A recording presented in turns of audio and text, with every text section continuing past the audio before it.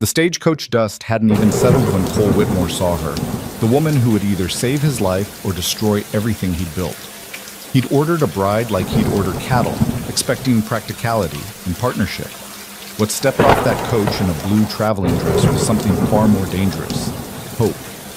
But neither of them knew that the past she was running from would soon ride straight into Montana territory with guns drawn, demanding everything, including her. Comment below what city you're watching from so I can see how far this story travels. The Montana Territory stretched endless and unforgiving under the October sky of 1875. A vast expanse of rolling grassland that could make a man feel either like a king or the loneliest soul God ever forgot. Cole Whitmore stood on the porch of his ranch house, a structure he'd built with his own hands from timber he'd hauled himself, watching the horizon for the dust cloud that would signal the stagecoach's arrival. His hands gripped the porch railing with a tension that had nothing to do with the autumn chill creeping through his worn leather vest. 6 months. 6 months of letters exchanged with a woman he'd never met. Arrangements made through words on paper that felt both intimate and impossibly distant. The advertisement had been simple enough when he placed it in the Boston newspaper. Rancher in Montana Territory seeks wife for partnership and companionship. Must be hardy, practical, and willing to embrace frontier life. He'd received 17 responses. Amelia Grant's letter had been different from the others. No flowery promises, no romantic declarations, just honest words about needing a fresh start, about being capable and educated, about understanding that survival on the frontier required both strength and pragmatism. She'd written about wanting to be useful, to build something lasting.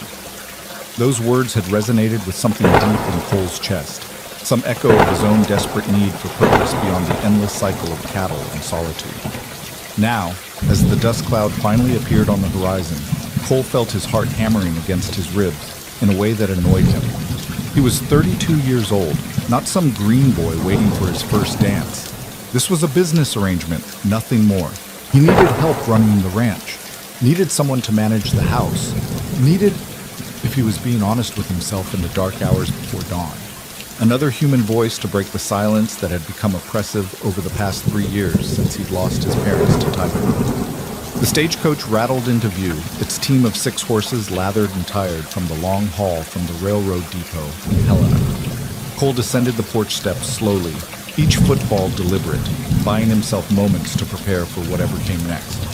The driver, a grizzled man named Harker, who had been running this route for 15 years, pulled the team to a halt with practiced ease. "Got your package, Whitmore?" Harker called down, his weathered face splitting into a knowing grin. "Came all the way from Boston, just like you ordered." Cole felt heat creep up his neck at the teasing tone, but before he could respond, the stagecoach door swung open. For a moment, nothing happened. Then a hand appeared, slender, feminine, but not delicate. The fingers were long and capable looking, the nails trimmed short and practical. That hand gripped the doorframe with confidence, and then she stepped down. Amelia Grant was not what Cole had expected, though he couldn't have said exactly what he had been expecting. She was tall for a woman, perhaps 5 feet 7 inches, with a straight posture that spoke of self-assurance rather than rigid propriety. Her traveling dress was a deep blue wool, well made but not fancy, with dust from the journey clinging to its hem. Dark brown hair was pulled back in a simple knot at the nape of her neck, and when her eyes met his, Cole felt the air leave his lungs in a rush he wasn't prepared for. Those eyes were gray, the color of storm clouds over the mountains, and they assessed him with the same directness he'd sensed in her letters. No coy glances, no false modesty. She looked at him the way a woman might look at a horse she was considering buying. Thorough, intelligent, measuring. "Mr. Whitmore?" she said, her voice clear and steady despite the long journey. "I'm Amelia Grant." Cole found his voice, though it came out rougher than he'd intended. "Miss Grant, welcome to Montana." He gestured awkwardly toward the ranch house. "Welcome home, I suppose." Something flickered across her face at that word. Home. But it was gone too quickly for him to interpret. She nodded once, then turned back to the stagecoach as Harker began unloading her belongings. "Just the 2 trunks and the carpet bag," she told the driver. "Thank you for your assistance during the journey." Cole moved forward to help, grabbing the first trunk as Harker lowered it down. The weight surprised him. It was substantial, packed full of whatever a woman brought when she left her entire life behind to marry a stranger. As he set it on the ground, the leather straps gave way with a snap that had clearly been waiting to happen for miles. The trunk's contents spilled across the dirt in a tumble of fabric, and Cole froze, staring. Books.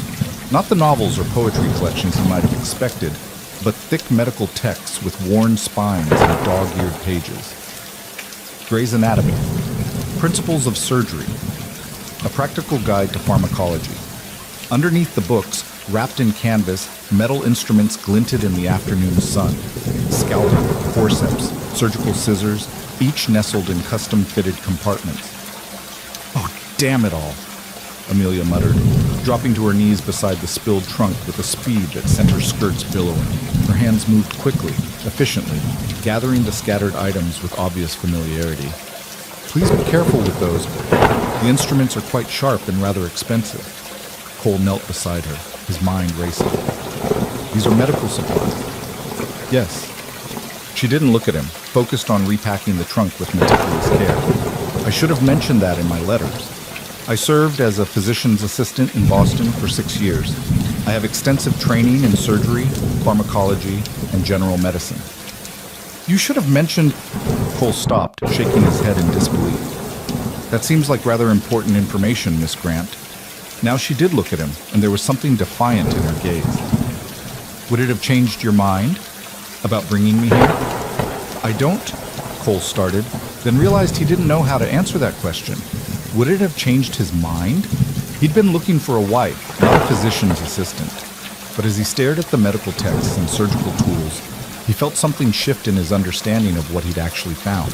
In Montana Territory, where the nearest real doctor was 2 days' ride away in Helena, where one bad fever or infected wound could kill a man before help arrived, where women died in childbirth and children succumbed to illnesses that back east might have been treatable. In this harsh, unforgiving land, he'd brought home something far more valuable than a wife. He'd brought home hope. "No," Cole said finally, his voice quiet but certain. "No, it wouldn't have changed my mind. But it does change what I understand about you, and what you might be able to do here." Amelia's shoulders relaxed slightly, tension he hadn't realized she was carrying easing from her frame. "I want to be clear, Mr. Whitmore. I came here for the reasons I stated in my letters. I need a fresh start, and I believe I can be useful as your wife. But I cannot abandon my medical knowledge. If people need help, I will provide it. That is not negotiable." The way she said it, firm, unapologetic, made Cole's respect for her rise several notches. "Miss Grant, there are families within a day's ride of here who've lost children to scarlet fever, men who've died from wounds that festered, women who've bled out bringing new life into the world. If you can help even one of them, you'll be worth more than all the cattle in Montana." Something in her expression softened at that, a hint of surprise quickly masked. "Then we understand each other." "I suppose we do." Cole stood, offering her his hand to help her up. When she took it, her grip was firm and warm through the leather of his work glove. "Though I think we have a lot more understanding to do. Your letters told me you were practical and capable. They didn't mention you were exceptional." A flush crept across her cheeks, the first sign of vulnerability he'd seen from her. "I'm not exceptional, Mr. Wood. I'm simply trained. There's a difference." "Call me Cole," he said, surprising himself with the offer. "If we're going to be married, we should probably use given names." "Cole, then." She tested the name, her lips forming the single syllable carefully. "And you should call me Amelia." "Amelia." The name felt right in his mouth, substantial and real. "Let me get these trunks inside, then we should probably discuss the arrangements." "The arrangements?" Amelia's voice was carefully neutral. "Yes, your letter mentioned a separate bedroom." Cole felt heat creep up his neck again. "I did. I meant what I said in that letter. I'm not expecting, that is, I don't assume." He stopped, frustrated with his own awkwardness. "This is a marriage of convenience, Miss Amelia. I won't force anything you're not willing to give." She studied him for a long moment, those gray eyes searching his face for something. Whatever she found there must have satisfied her, because she nodded once. "Thank you. That's good to know." Parker, who'd been watching this exchange with obvious amusement while unhitching his team, called out, "You two planning to stand there talking all day, or should I plan on making camp? I've got a schedule to keep." "We're done, Harker," Cole said, hefting the now secured trunk. "Thanks for bringing her safe." "Wasn't me doing the protecting," Harker said with a laugh. "This one's got spine. Pulled a knife on a drunk in a station house in Helena who got a bit too friendly. Cool as you please, didn't even raise her voice. Just made it real clear she'd geld him if he took another step." Cole's eyebrows rose as he looked at Amelia, who had the grace to look slightly embarrassed. "He was being inappropriate. I responded appropriately." "Remind me not to get on your bad side," Cole said, but he was grinning. The woman was full of surprises, and each one made him more curious about what he'd actually gotten himself into. They carried her belongings into the house, Cole trying to see his home through her eyes. It was a solid structure, 2 stories with 4 rooms upstairs and 3 down. The main room served as kitchen, dining area, and living space, with a stone fireplace he built himself dominating one wall. The furniture was simple but well made. A table with 6 chairs, 2 armchairs by the fire, shelves lined with the books his mother had loved, and he'd kept after she died. "It's lovely," Amelia said, and he heard genuine appreciation in her voice. "You built this yourself?" "Most of it. Had help with the barn and the roof, but the rest I did over 3 years." Cole set her trunk down near the stairs. "Your room is upstairs, first door on the right. It has a bed, a dresser, and a washstand. Not fancy, but it's private and warm. That's all I need." Amelia walked slowly through the main room, her fingers trailing over the table's surface, the back of one of the chairs. "How much land do you have?" 800 acres, give or take. About 200 head of cattle, a dozen horses. I've got 3 ranch hands who live in the bunkhouse out back. Joe, Miguel, and Tommy. Good men, hard workers. They know you're coming, and they'll be respectful." Amelia nodded, still exploring the space. She stopped at the bookshelf, scanning the titles with interest. "Your mother's?" she asked, touching the spine of a volume of Emerson's essays. "How did you—" Cole started, then understood. The handwriting in the margins. She liked to make notes. She had good taste, and a questioning mind from what I can see. Amelia pulled out a volume of Shakespeare's plays, flipping through it with obvious familiarity. "My mother loved Shakespeare. She used to read to me when I was young." "Used to?" Cole heard the past tense, understood its significance. "She died when I was 14, childbirth. The baby died too, a boy." Amelia's voice was flat, factual, but Cole heard the old pain underneath. The doctor who attended her was drunk. He didn't sterilize his instruments properly. She developed puerperal fever. "I'm sorry." The words felt inadequate, but Cole meant them. "It's why I trained in medicine." Amelia closed the book, sliding it carefully back into place. "I decided that if I ever had the power to prevent that kind of senseless death, I would use it. So when my father's friend, Dr. Harrison, offered to train me as his assistant, I accepted. Spent 6 years learning everything he could teach me." "What happened then?" "Why did you leave?" Cole asked, then immediately regretted it when he saw her face close off. "I'm sorry. You don't have to answer that." "No, it's a fair question." Amelia turned to face him fully, her shoulders squared as if preparing for battle. "Dr. Harrison died last year. His practice was taken over by his son, who had different ideas about women in medicine. He made it clear my services were no longer wanted. At the same time, my uncle began pressing me to accept a marriage proposal from one of his business associates. A man of means, but..." She paused, choosing her words carefully. "Questionable character. When I refused, my uncle became increasingly insistent. I realized I needed to leave Boston entirely. Your advertisement seemed like providence." There was more to the story. Cole could hear it in the careful way she selected her words, see it in the tension that crept back into her shoulders. But he didn't press. They'd have time to learn each other's secrets. "Well," he said, trying to lighten the mood, "providence or desperation, I'm glad you answered the ad. This territory needs people like you." "People like me?" Amelia asked, one eyebrow rising slightly. "Smart, capable, brave enough to start over in a place where everything is uncertain." Cole moved toward the kitchen area. "Speaking of which, are you hungry? It's a few hours until dinner, but I can make coffee, and there's bread from yesterday. Coffee would be wonderful. I haven't had a decent cup since leaving Boston. Amelia followed him, watching as he worked the pump at the sink to fill the kettle. You have running water. That's impressive. Spring-fed from up in the hills. Took me a month to dig the line and lay the pipes, but it was worth it. Cole set the kettle on the stove, adding wood to bring the fire back to life. In winter, we have to keep a fire going constantly, or the pipes freeze. That's one of the hardest things about Montana winters. They're brutal. Temperature can drop to 30 below, snowdrifts can bury the barn. You have to plan for being snowed in for weeks at a time. I'm not afraid of winter, Amelia said quietly. I'm afraid of being useless. Cole looked at her, really looked at her, and saw something he recognized in those storm gray eyes. It was the same thing he saw in his own reflection sometimes. The desperate need to matter, to build something that would last, to leave some kind of mark on the world that said I was here, and it meant something. You won't be useless here, he said, his voice rough with sincerity. I can promise you that. The coffee boiled, and they sat at the table with mugs of the bitter brew and thick slices of bread with butter. For a while they didn't talk, just sat in companionable silence as the afternoon light slanted through the windows. Finally, Amelia spoke. We should discuss the practical arrangements. You mentioned in your letter that you'd arranged for a minister to come perform the ceremony. When should I expect that? Reverend Walsh will be here in 3 days. He rides a circuit through the territory, preaching and performing ceremonies. I sent word when I got your last letter confirming you were coming.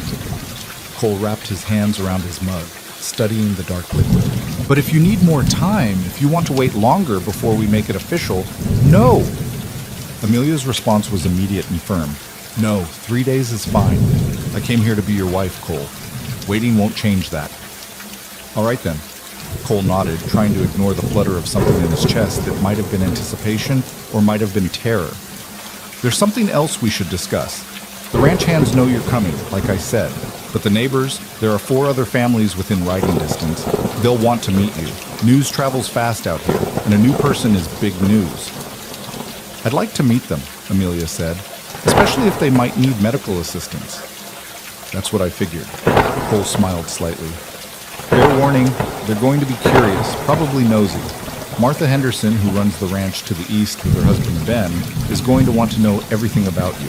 She means well, but she's got opinions about everything, and she's not shy about sharing them. I can handle curious neighbors. Amelia's lips quirked in what might have been amusement. I grew up in Boston society, remember? If I can survive tea parties with Brahmin matrons interrogating every aspect of my life, I can handle frontier ranchers. Cole laughed, surprised by the sound. When was the last time he'd laughed? You might be surprised. Martha Henderson makes Brahmin matrons look subtle. They talked for another hour as the afternoon faded toward evening, discussing the rhythms of ranch life, the work that needed doing, the challenges of the coming winter. Amelia asked intelligent questions about the livestock, the water rights, the relationships with neighboring ranches. Cole found himself explaining things he'd never had to put into words before, seeing his own life from a new angle through her query. When the light began to fail, Cole showed her to her room upstairs. It was simple but clean, with a brass bed covered in quilts his mother had made, a sturdy dresser, and a washstand with a pitcher and basin. A window looked out over the eastern pastures, where the last light was painting the grass gold. I'll let you settle in, Cole said from the doorway. Dinner will be ready in about an hour. Nothing fancy, just stew and more bread. That sounds perfect. Amelia stood in the center of the room, her carpet bag in her hand, looking suddenly smaller and more vulnerable than she had all afternoon. Cole? Thank you. For being kind. For not making this harder than it has to be. Amelia. Cole waited until she looked at him. I know this is strange for both of us, but I meant what I said in my letters. I'm looking for a partner, not a servant. I want this to work. I'll do what I can to make sure it does. She nodded, and he thought he saw the sheen of tears in her eyes, though she blinked them away quickly. I want that too. Cole left her to unpack, heading back downstairs to start dinner. As he chopped vegetables and stirred the pot of stew simmering on the stove, he found his mind wandering back to the image of those medical books and surgical instruments spilling from her trunk. Who was this woman he brought to his ranch? What had driven her from Boston, really? And what would it mean to have someone so capable, so educated, so clearly running from something, sharing his home? The sound of footsteps on the stairs brought him back to the present. Amelia had changed from her traveling dress into something simpler. A gray cotton dress with a white collar, her hair still pulled back but looser now, a few strands escaping to frame her face. She looked younger somehow, less guarded. "Can I help?" she asked. "You don't have to." "I want to." She moved to the sink without waiting for his agreement, beginning to pump water into the pot. "If we're going to be partners, I should start acting like it. Besides, I'm a decent cook. Dr. Harrison's housekeeper taught me. Said a physician should know how to nourish the body as well as cure it." They worked together in a rhythm that surprised Cole with its ease. Amelia proved to be more than a decent cook. She was efficient and knowledgeable, seasoning the stew with herbs from the dried bundles hanging near the stove, slicing bread with practiced precision, setting the table with simple grace. They ate as full darkness fell outside, the windows becoming mirrors reflecting the lamplight. The stew was better than anything Cole had made in months, rich and savory, the bread still warm enough to melt the butter. "This is good," Cole said, meaning both the food and the moment, the strange comfort of sharing a meal with someone after years of eating alone. "It is," Amelia agreed, and he thought she meant the same thing. After dinner, they sat by the fire while Amelia told him more about Boston, about the cases she'd assisted with, the techniques she'd learned. Cole found himself fascinated by the details of her work. The precision required, the problem solved, the way she described saving lives with the same matter-of-fact tone he might use to describe fixing a broken fence. "The human body is remarkable," she said, staring into the flames. "It can endure incredible trauma and still heal, given the right conditions. But it can also fail completely from something as small as a splinter if infection sets in. The margin between life and death is often thinner than people realize. Out here, that margin's even thinner," Cole said. Last winter, Tom Reynolds, he ran the ranch about 10 miles north, died because a wound on his hand got infected. Just a cut from mending fence. Nothing that should have killed him. But it festered, and by the time anyone knew how bad it was, there was nothing to be done. He left behind a wife and 3 children. "Where are they now?" Amelia asked. The wife remarried in spring, Dan Porter, a widower from over by Helena. The children went with them. It was practical, necessary even. But those kids lost their father over something that probably could have been prevented with proper treatment. Amelia was quiet for a moment, her gray eyes reflecting the firelight. "I can't promise to save everyone, Cole. Medicine isn't magic. Sometimes the body fails despite our best efforts. But I can promise to try, every time, for every person who needs help." "That's all anyone can ask," Cole said. The clock on the mantel chimed 9, and Amelia stifled a yawn. "I should probably sleep. It's been a very long day." "Of course." Cole stood when she did, suddenly awkward again. "If you need anything during the night, I'll be fine."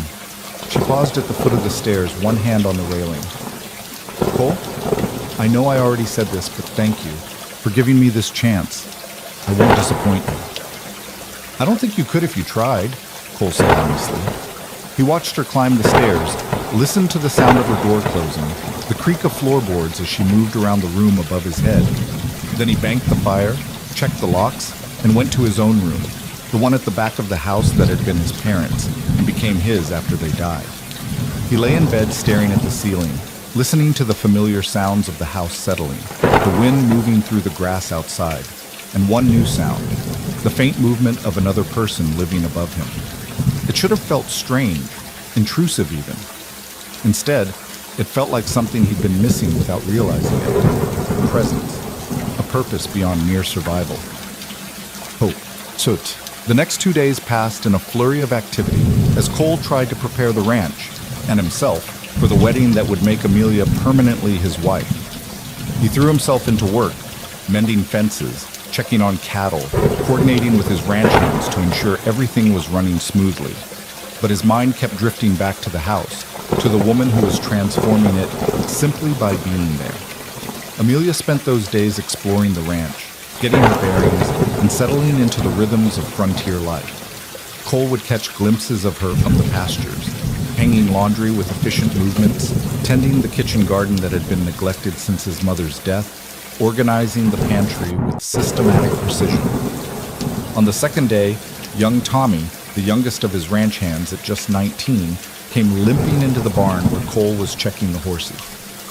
"Boss," Tommy said, his face twisted with pain, "I think I did something to my ankle, was moving hay bales and felt something pop." Cole's first instinct was worry. An injured hand couldn't work, and they couldn't afford to be short-handed with winter coming. But then he remembered. "Come on," he said, helping Tommy toward the house. "Let's have the lady take a look." They found Amelia in the kitchen, grinding something with a mortar and pestle. She looked up at their entrance, and her expression immediately shifted to professional assessment. "What happened?" she asked, already moving toward them. "Ankle," Tommy said. "Hurts like hell. Pardon my language, ma'am. I've heard worse. Sit down." Amelia guided him to a chair with firm gentleness. "Let me see." Cole watched as she knelt beside Tommy, her hands moving over the injured ankle with confident expertise. She asked questions: how it happened, what kind of pain, could he move it, all while carefully removing Tommy's boot and examining the swelling joint. "It's not broken," she said finally. "You've strained the ligaments. It's going to be painful for a few days, but with proper care, you'll heal." She stood, moving to where her medical supplies had been arranged on a shelf near the kitchen. "I'm going to wrap it to provide support, and I'll give you willow bark tea for the pain. You'll need to stay off it as much as possible for at least 3 days." "3 days?" Tommy protested. "But ma'am, we've got work." "The work will still be there after your ankle heals," Amelia said firmly, returning with bandages and a small packet. "If you try to work on it now, you'll make it worse and be laid up for weeks instead of days. Is that what you want?" "No, ma'am," Tommy muttered, properly chastised. Cole hid a smile as he watched Amelia wrap the ankle with practiced efficiency, explaining to Tommy how to recognize signs of worsening injury and what to do if the swelling didn't reduce. This was the woman he'd seen glimpses of in her letters, confident, competent, brooking no nonsense when it came to health and safety. "Thank you, Mrs. Tommy stopped, flustered. "I mean, Miss Grant, or what should I call you?" "Amelia is fine," she said, securing the bandage. "And in 2 days, it will indeed be Mrs. Whitmore. For now, Miss Grant works." After Tommy had limped off to the bunkhouse with strict instructions to rest and a packet of willow bark tea, Cole lingered in the kitchen. "That was impressive." "That was basic care," Amelia corrected, but he could see she was pleased, "though I'm glad I could help. He seems like a good young man." "He is. They all are." Cole hesitated, then decided to voice what he'd been thinking. "Amelia, I've been considering something. The supply room off the back of the house. It's full of junk right now, things I should have cleared out years ago. But it has a good window, a door to the outside, space for a table and shelves. If you wanted, we could turn it into a proper clinic, a place where people could come for treatment." Amelia's eyes widened. "You'd do that?" "Why wouldn't I? You have skills this whole territory needs. Seems foolish not to give you a proper place to use them." Cole moved toward the window, looking out over the ranch. "Word's going to spread quickly that we have someone with medical training here. People will come. They should have somewhere to go that's set up properly." "That's very generous." Amelia's voice was soft. "Most men wouldn't want their wives spending time treating strangers." "I'm not most men." Cole turned back to face her. "And you're not just my wife. You're a physician's assistant with 6 years of training. That matters. That should matter." Something in Amelia's expression shifted, a wall dropping away to reveal vulnerability underneath. "You have no idea what that means to me. To be seen as more than just a woman someone sent for." "You are more," Cole said simply. "I knew that the moment your trunk spilled open, and I saw those medical books. And now that I've seen you work, I'm certain of it." They stood there for a moment, something unspoken hanging in the air between them. Respect, yes, but also the first fragile threads of something deeper. Then Amelia broke eye contact, clearing her throat. "I should start planning how to organize a clinic. I'll need to inventory my supplies, figure out what additional materials I'll need to order." "Make a list," Cole said. "Next supply run to Helena, you'll get whatever you need." The day of the wedding dawned clear and cold, the kind of Montana morning where the sun glinted off frost-touched grass and breath steamed in the air.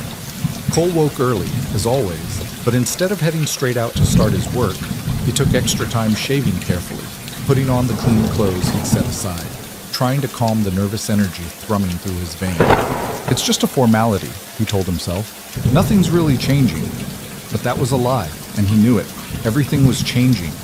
Had already changed the moment Amelia stepped off that stagecoach.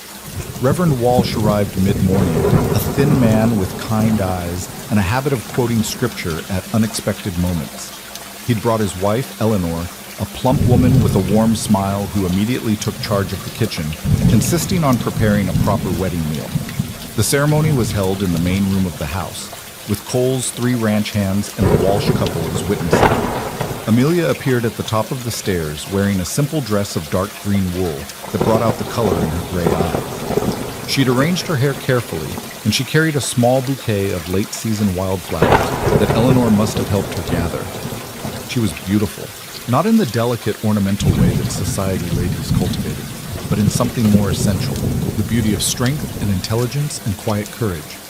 Cole's breath caught as she descended the stairs, her eyes meeting his with that same direct gaze that had struck him on the first day. No artifice, no game, just honesty. The ceremony was brief, Reverend Walsh's words familiar and comforting. Do you, Cole Whitmore, take this woman to be your lawfully wedded wife, to have and to hold, from this day forward, for better or for worse, for richer or for poorer, in sickness and in health, to love and to cherish until death do you part? I do, Cole said, his voice steady. And do you, Amelia Grant, take this man to be your lawfully wedded husband, to have and to hold from this day forward, for better or for worse, for richer or for poorer, in sickness and in health, to love and to cherish until death do you part? I do. Amelia's voice was clear, unwavering. Cole slipped a simple gold band onto her finger, his mother's ring, which had been sitting in a drawer since her death. It fit perfectly, as if it had been waiting for this moment, for this woman. By the power vested in me by the territory of Montana and the grace of God, I now pronounce you husband and wife. Reverend Walsh smiled. You may kiss your bride, young man. Cole hesitated, suddenly aware of the gulf between the ceremony's words and the reality of their arrangement. But Amelia solved the problem by stepping forward and placing a chaste kiss on his cheek, her hand resting briefly on his arm. Thank you, she whispered, too quiet for anyone else to hear, for making me feel like this is real. It is real, Cole whispered back, surprising himself with the truth of it, every word of it. The wedding meal was simple but festive, Eleanor Walsh having worked miracles with the supplies in Cole's pantry. They ate roasted chicken, fresh bread, vegetables from the garden, and a dried apple pie that was surprisingly good. The conversation flowed easily, the Walsh couple sharing news from their circuit, births, deaths, marriages, the small dramas that made up frontier life. As the afternoon wore on and the Walsh couple prepared to depart for their next stop, Eleanor pulled Amelia aside. Cole, helping Reverend Walsh hitch his team, couldn't hear what was said, but he saw Amelia nod, saw Eleanor pat her hand maternally, saw something in his new wife's expression that might have been gratitude or might have been unshed tears. Then they were gone, and Cole and Amelia were alone in the house that was now officially theirs, together. Well, Amelia said, standing in the doorway watching the wagon disappear down the road. I suppose that makes it official. I suppose it does. Cole came to stand beside her. Mrs. Whitmore. That's going to take some getting used to, she admitted. The name, I mean, for both of us. Cole glanced at her. Do you want to keep using Grant for your medical work? Some women do that, keep their maiden names for professional purposes. Amelia considered this, her gray eyes thoughtful. No, I left Amelia Grant behind in Boston. Whatever I build here, I want to build as Amelia Whitmore, as your wife and partner. The words should have been simple, practical, but they lodged in Cole's chest with an unexpected weight, a significance he hadn't been prepared for. That evening, they sat by the fire again, but something had shifted between them. The wedding ceremony, brief as it was, had created a bond that was more than just legal. They were tied together now, their futures intertwined in ways that went beyond convenience or practicality. "Tell me about your parents," Amelia said suddenly. "You mentioned they died of typhoid, but you've never really talked about them." Cole was quiet for a moment, old grief stirring. "My father was a dreamer. He dragged us out here when I was 15, convinced he could build an empire raising cattle. My mother thought he was crazy, but she loved him, so she came anyway. They worked themselves to the bone for 15 years building this place up from nothing. And then they died," Amelia said softly. "And then they died." Cole stared into the flames. 3 years ago, there was an outbreak of typhoid that swept through the territory. They got it from contaminated water at a neighboring ranch. My father went first, and my mother, she just gave up after that. Stopped fighting.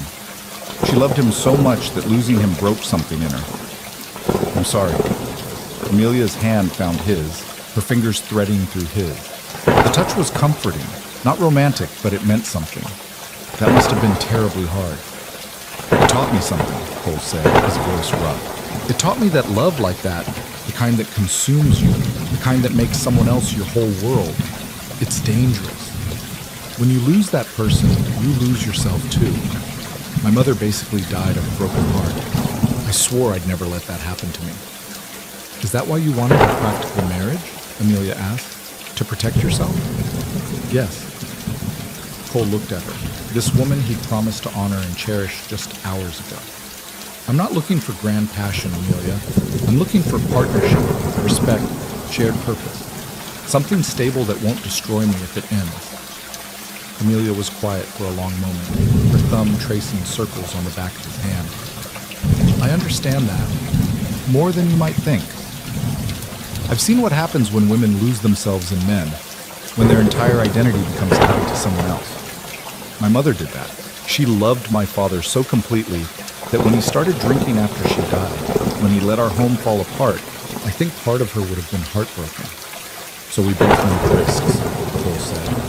"We do." Amelia squeezed his hand once, then released it. "Which is why this arrangement makes sense. Partnership without the danger of losing ourselves. Respect without the risk of heartbreak." "Exactly," Cole agreed. But as they sat there in the firelight, Cole felt a small voice in the back of his mind whispering that protection might come at a cost. That walls built to keep out pain may also keep out something else. Something worth the risk. He ignored that voice. He was practical, sensible, careful. That's what had helped him survive out here.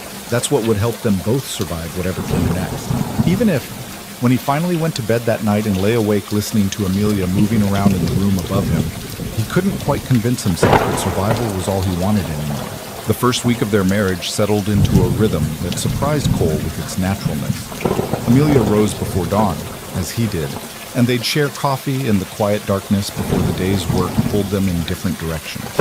She proved herself capable in ways that went far beyond her medical training, mending clothes with neat, efficient stitches, managing the household accounts with a head for numbers that put his own rough tally into shame, even helping with the horses when the ranch hands needed an extra pair of hands. But it was her medical work that truly began to define her place in the territory. Word spread faster than wildfire through the scattered ranches and homesteads. There was a woman at the Whitmore place who knew medicine, real medicine, not just folk remedies and prayers. The first patient who came seeking help arrived on a gray November morning, barely a week after the wedding. Cole was in the barn when he heard the sound of hoofbeats approaching fast. He emerged to see Ben Henderson, their nearest neighbor, riding hard with something wrapped in a blanket clutched against his chest. "Cole!" Ben shouted, pulling his horse to a skidding stop. "Is it true? Your wife? He knows doctoring?" "She does," Cole said, already moving toward the house. "What happened?" "It's Sarah, my youngest." Ben's weathered face was tight with fear as he dismounted, cradling the bundle carefully. "She's burning with fever, been sick for 2 days now, and it's getting worse. Martha's beside herself with worry." Cole pushed open the door. "Amelia!" She appeared from the back room, the supply room that they'd spent the past 3 days converting into a proper clinic. Her hair was tied back with a kerchief, and her sleeves were rolled up, revealing arms already marked with the small cuts and bruises that came from moving heavy shelves and organizing supplies. "What's wrong?" she asked, but her eyes had already found the bundle in Ben's arms, and her expression shifted instantly to focused concern. "My daughter," Ben said. "She's 5 years old. High fever, won't eat, just lies there like..." His voice broke. "Bring her into the clinic."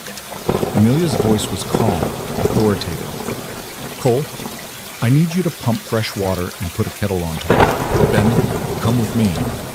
Cole did as instructed, his hands working automatically while his mind raced. He'd seen childhood fevers before, seen how quickly they could turn deadly, how many small graves dotted the territory's informal cemetery. Please, he thought, surprising himself with the fervor of the prayer. Please let her be able to help.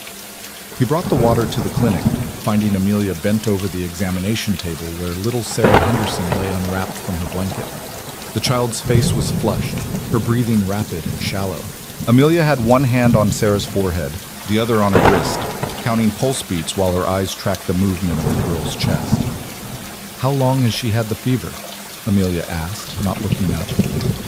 "Started 2 nights ago," Ben said, wringing his hat in his hands.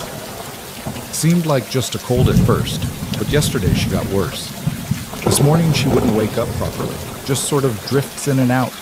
Amelia nodded, her fingers moving to gently examine Sarah's neck, then carefully opening the child's mouth to look at her throat. "Has she been complaining of pain anywhere specific? Headache, stomach, throat?"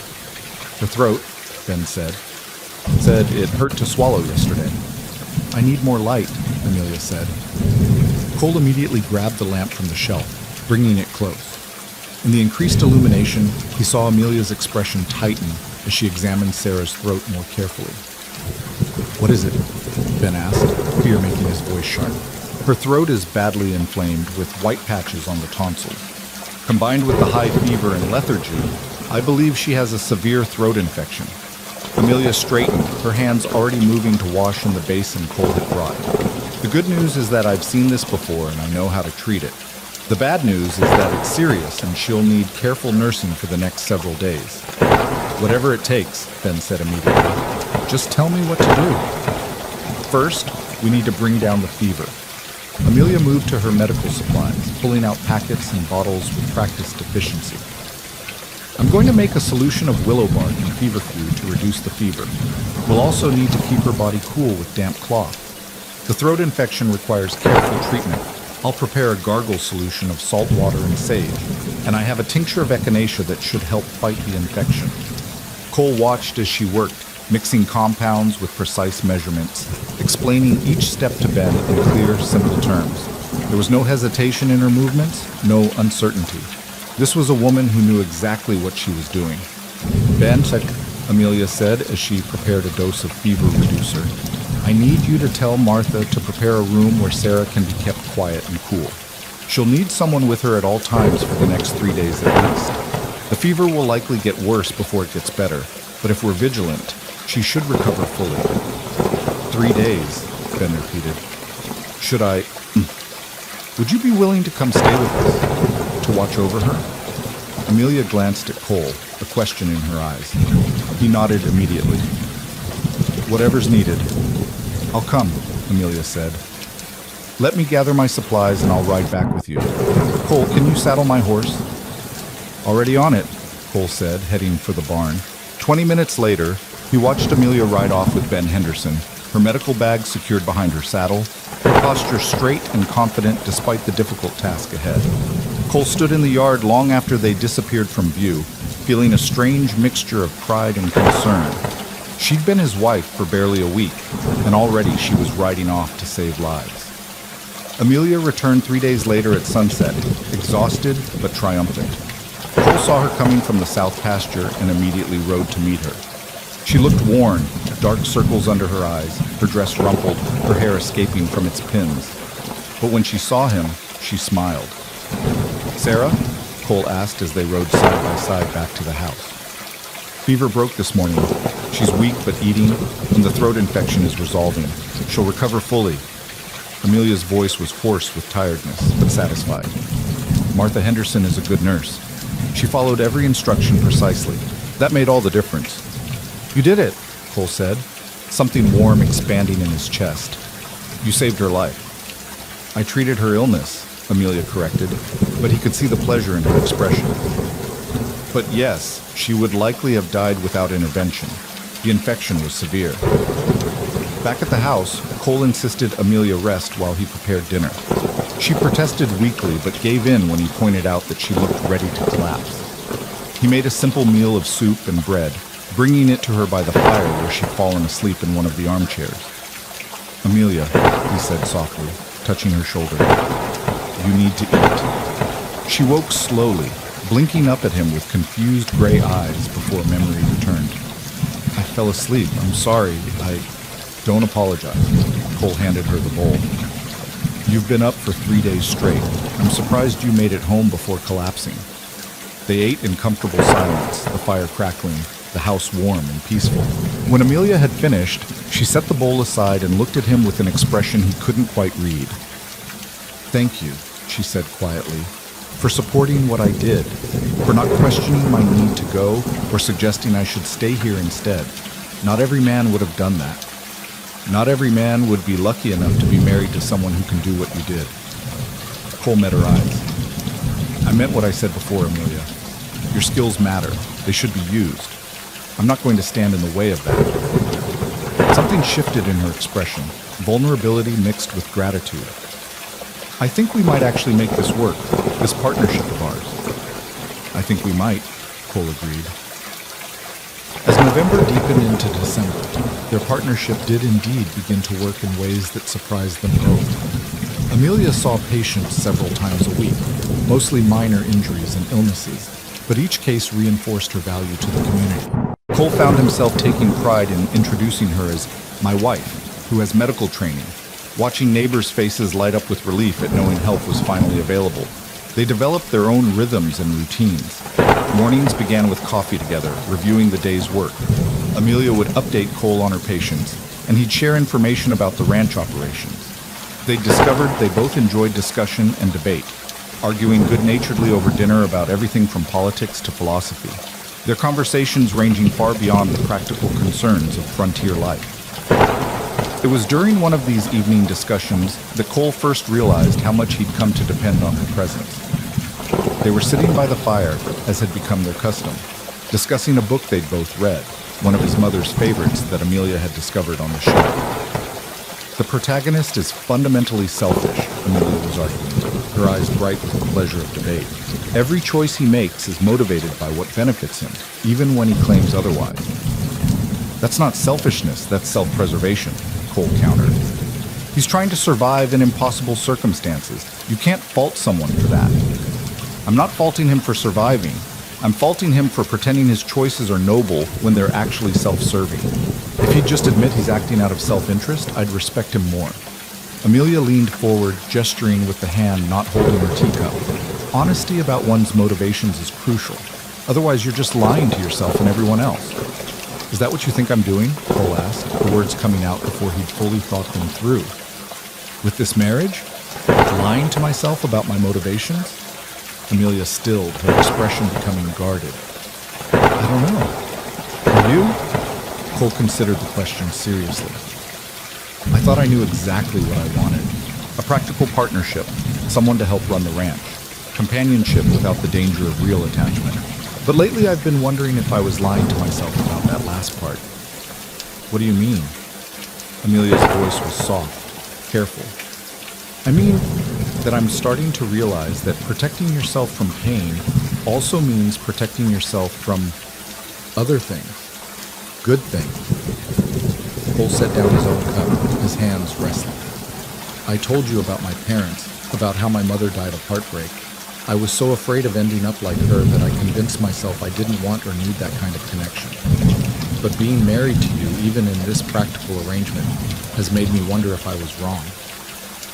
Amelia was quiet for a long moment, her gray eyes searching his face. "What are you saying, Cole?"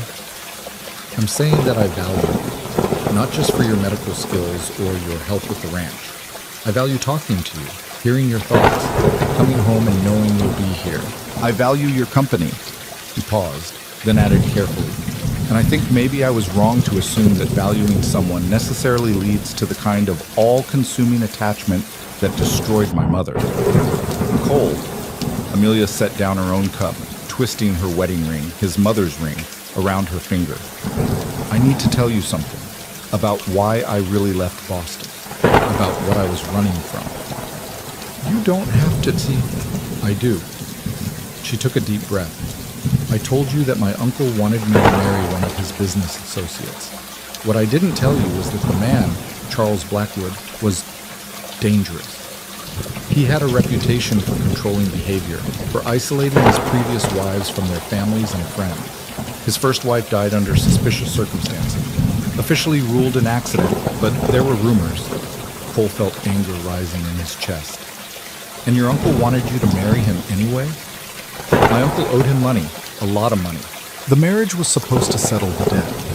Amelia's voice was flat, factual, but Cole could hear the old fear underneath. "When I refused, Blackwood became persistent. He started showing up at Dr. Harrison's office, at my home, making it clear that he wouldn't accept my refusal. That's when I saw your advertisement. It felt like providence, a way to escape completely, to become someone else in a place where Blackwood couldn't follow." "Did he know you were leaving?" Cole asked. "Not initially, but my uncle would have told him by now. He'll know I came west, probably even know I answered a mail-order bride advertisement." Amelia finally looked at him, and in her eyes he saw a vulnerability that made his chest ache. "I didn't tell you because I didn't want you to feel obligated to protect me from something that might never materialize. For all I know, Blackwood has forgotten about me, found some other woman to pursue. But if he hasn't, if he comes looking, I wanted you to know the truth." Cole stood, moving to kneel beside her chair so they were at eye level. "Amelia, listen to me. You are my wife. That means something to me, arrangement or not. If this Blackwood shows up here, he'll have to go through me to get to you, and I promise you, that won't be easy." Tears shone in her eyes. "I don't want you to feel obligated." "It's not obligation." Cole took her hands in his, feeling how cold her fingers were despite the fire's warmth. "It's care. I care about you, Amelia. I care about your safety, your happiness, your right to live free from fear. If that makes our arrangement less practical and more complicated, then so be it." A tear escaped, trailing down her cheek. "I care about you too," she whispered, "more than I expected to, more than I probably should, given our agreement." "Maybe our agreement was short-sighted," Cole said, his thumbs rubbing gentle circles on the backs of her hands. "Maybe we were both so focused on protecting ourselves that we didn't consider what we might actually want." "What do you want, Cole?" Amelia asked, her voice barely audible. "I want this to be real," he admitted. "I want whatever's growing between us to be allowed to grow. I want to stop being so damn careful all the time and just see where this goes." Amelia let out a shaky breath, half laugh, half sob. "That's terrifying." "I know." Cole smiled slightly. "But maybe it's worth being terrified if it means we get to actually live instead of just surviving." She freed one hand to touch his face, her palm warm against his cheek. "I left Boston looking for safety and stability. I never expected to find this. You. I advertised for a practical wife. I never expected to find someone who makes me want to be braver than I am." Cole turned his head slightly, pressing a kiss to her palm. "So what do we do now?" "Don't know," Amelia said honestly. "Take it slowly. See how we feel. Try to be honest with each other instead of pretending we're not affected." "I can do that." Cole stood, gently pulling her up with him. "Starting with this. I'm going to kiss you properly. Not a wedding peck on the cheek, but a real kiss. And if you don't want that, tell me now." Amelia's answer was to step closer, her hands coming up to rest on his chest. "I want that." So Cole kissed his wife for the first time, really kissed her, and felt something inside him shift and settle into place. Her lips were soft, her response tentative at first, and then more confident. When they finally pulled apart, both slightly breathless, he rested his forehead against hers. "Well," Amelia said, a hint of humor in her voice. "That was decidedly impractical." Cole laughed, the sound surprised out of him. Completely. Want to be impractical again? Very much, she said, and kissed him. December brought the first serious snowfall, transforming the Montana landscape into something both beautiful and treacherous. Cole taught Amelia how to prepare for winter storms, how to read the sky for approaching weather, how to ensure the livestock were protected and the woodpile was stocked. She absorbed the lessons with the same focused intelligence she brought to everything, asking questions, taking mental notes, adapting quickly to the demands of frontier winters. Their relationship continued to deepen in ways both large and small. Cole moved some of his belongings into Amelia's room, gradually, tentatively, both of them navigating this new intimacy with care. They were still learning each other, still discovering what it meant to be not just partners, but lovers. Not just practical companions, but people genuinely invested in each other's happiness. One bitter cold evening in mid-December, they were preparing to settle in for the night when they heard desperate pounding on the door. Cole grabbed his rifle by reflex, moving to answer while Amelia hung back, alert and ready. He opened the door to find Miguel, one of his ranch hands, supporting another man. A stranger Cole had never seen before, half frozen and barely conscious. Found him about a mile out, Miguel said, his breath steaming in the frigid air. He was trying to make it here on foot, kept saying he had to warn you about something. Get him inside, Cole ordered, helping Miguel drag the man toward the fire. Amelia, but she was already there, her medical bag in hand, her expression focused. Get his outer clothes off carefully. Don't rub the skin if there's frostbite. Miguel, bring blankets, warm ones. Cole, I need warm water, not hot, and some of that whiskey from the cupboard. They worked together to treat the stranger, a man perhaps in his 40s with a weathered face and ice in his beard. Amelia examined him methodically, checking for frostbite, hypothermia, other injuries. Cole watched her work, marveling again at her competence, the way she could shift instantly from wife to physician. He'll be all right, she said finally, after they'd gotten him wrapped in blankets near the fire with warm liquid starting to bring his temperature back up. Mild frostbite on his fingers and toes, but no permanent damage if we're careful. He's mostly just exhausted and half frozen. Who is he? Miguel asked. Why was he trying to reach the ranch? As if in answer, the stranger's eyes fluttered open. He looked around wildly for a moment before focusing on Cole. Whitmore? Cole Whitmore? That's me, Cole said, kneeling beside him. Who are you? What were you trying to warn me about? Name's Jim Carson. I was a ranch hand over in Wyoming territory. The man's voice was rough, his words coming slowly as if it hurt to speak. About 3 weeks ago, a man came through asking questions. Rich man, fancy clothes, traveling with hired guns. He was looking for a woman, described her down to the color of her eyes. Said she'd run off and he was bringing her back. Cole felt ice that had nothing to do with the temperature settle in his gut. He looked at Amelia, saw her face had gone pale. What was this man's name? She asked, though Cole could tell she already knew. Blackwood, Carson said. Charles Blackwood. And ma'am, I'm sorry to be the one to tell you this, but he's coming here. He knows where you are.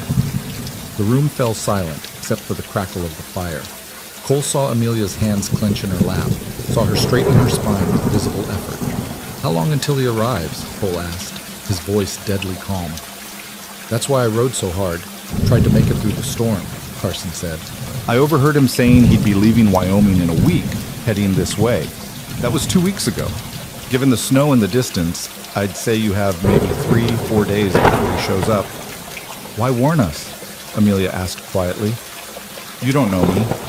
Why risk yourself? Carson's expression hardened. Because I saw what happened to his first wife back when I worked a ranch near their place in Philadelphia. Saw the bruises she tried to hide, heard the way he talked to her. When she died, I didn't believe it was an accident. Nobody did. But he had money and influence, so nothing came of it. He looked directly at Amelia. When I heard him talking about tracking you down, heard the way he spoke about you like you were property. He meant to reclaim. I knew I had to warn you. Nobody deserves that. Thank you, Amelia said, her voice thick with emotion. Thank you for risking yourself for a stranger. What do we do? Miguel asked, looking between Cole and Amelia. Do we run? Try to get ahead of him? We don't run, Cole said flatly. This is our home, our land. Blackwood wants to come here and make trouble, He'll find out what happens to men who threaten what's mine. Cole, Amelia started. No. He turned to her, taking her hands in his. You are my wife, Amelia. By law, by choice, by every measure that matters. Blackwood has no claim on you, no right to pursue you, and I'll be damned if I let him intimidate you or make you feel unsafe in your own home.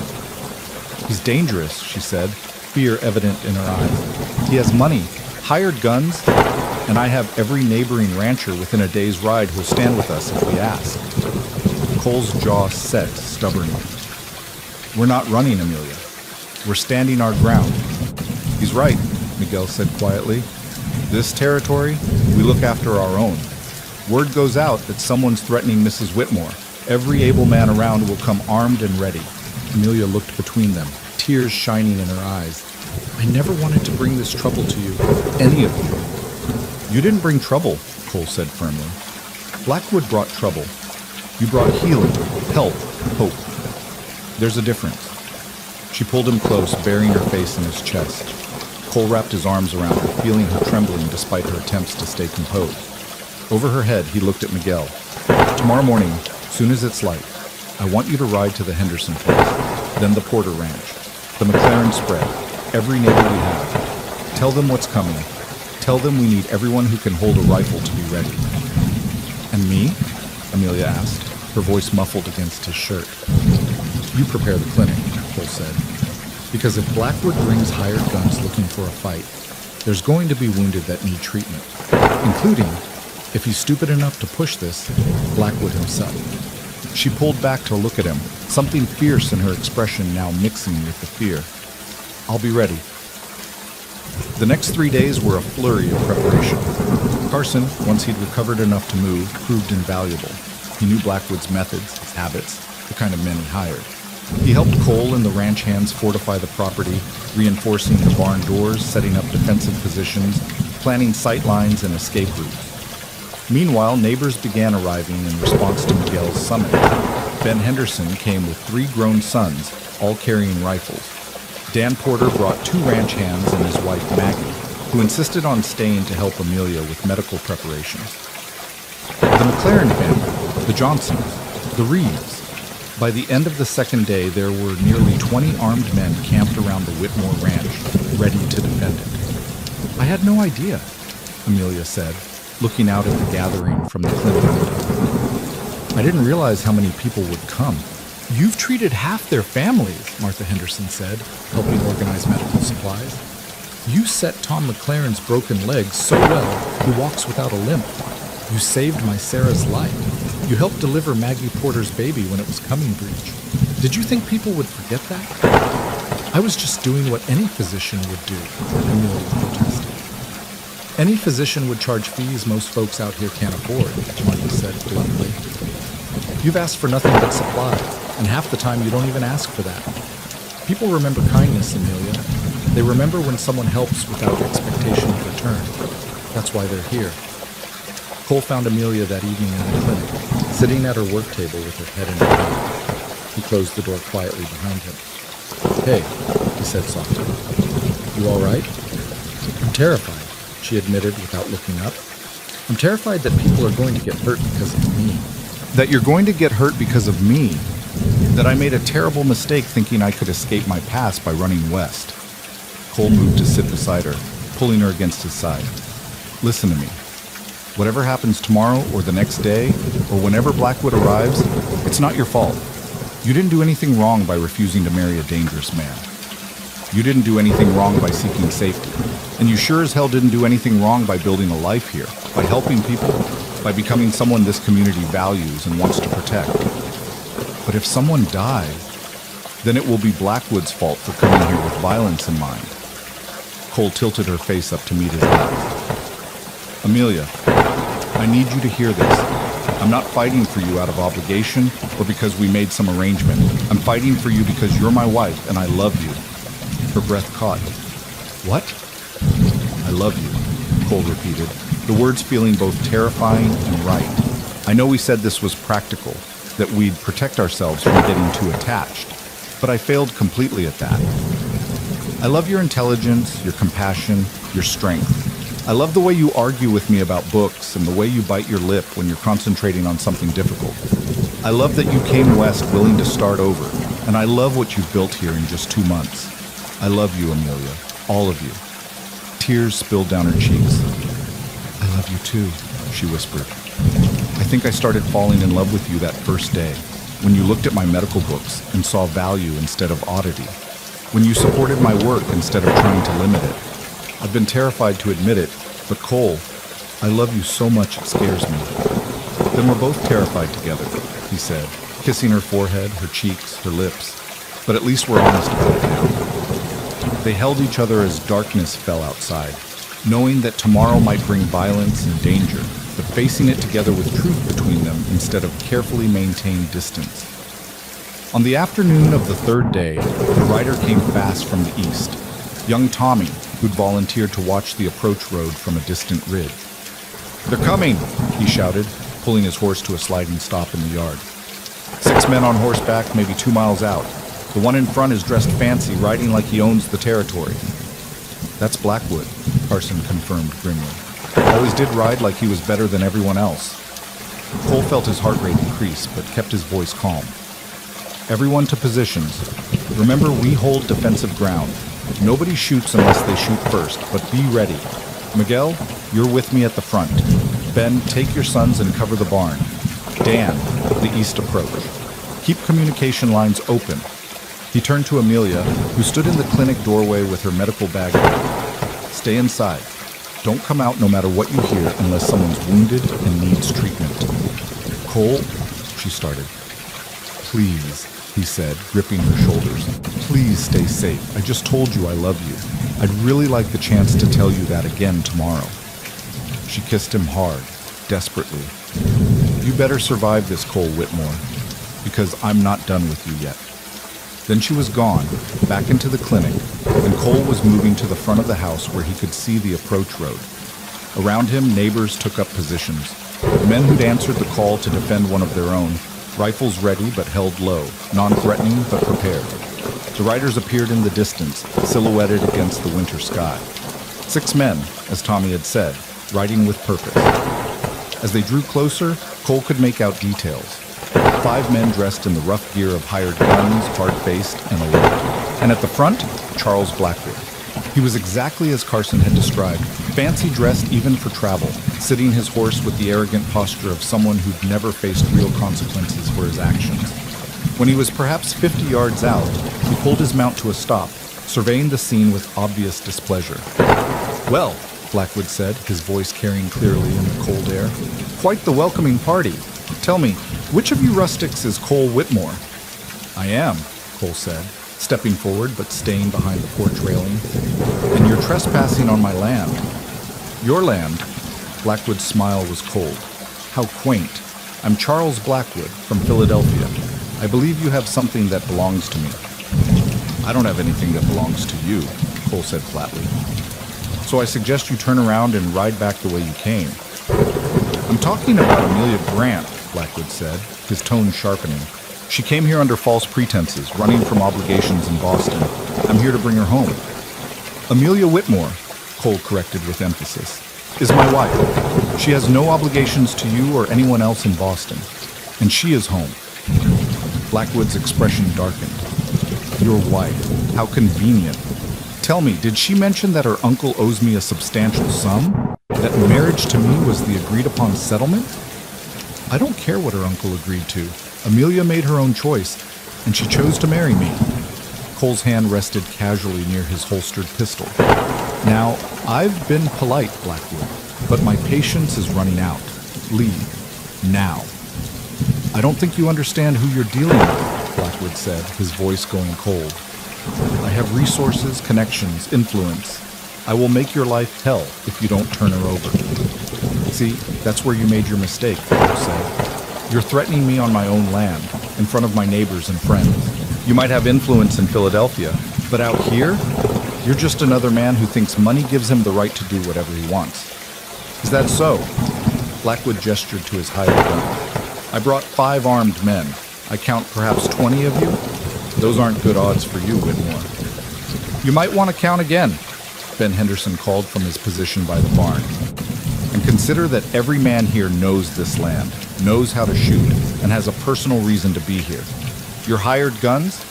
They're just doing a job. We're protecting family." Blackwood's jaw tightened with anger. "Amelia," he shouted toward the house, "I know you can hear me. Come out here and we can settle this without violence. I'm willing to be reasonable." For a long moment, nothing happened.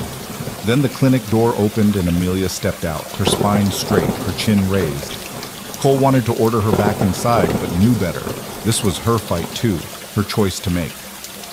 "Mr. Blackwood," she said, her voice cold and clear, "I am not now, nor have I ever been, your property or your obligation. My uncle had no right to promise me to you. I refused your proposal repeatedly in Boston, and I am refusing you again now. I am married to Cole Whitmore. This is my home, and you need to leave." "Amelia, be reasonable," Blackwood started. "No." She cut him off, stepping to the porch rail beside Cole. "You be reasonable. I don't want you. I never wanted you. I heard the rumors about your first wife, Mr. Blackwood. I saw the way you tried to control my movements, my associations, my life before I even agreed to marry you. I know exactly what kind of man you are.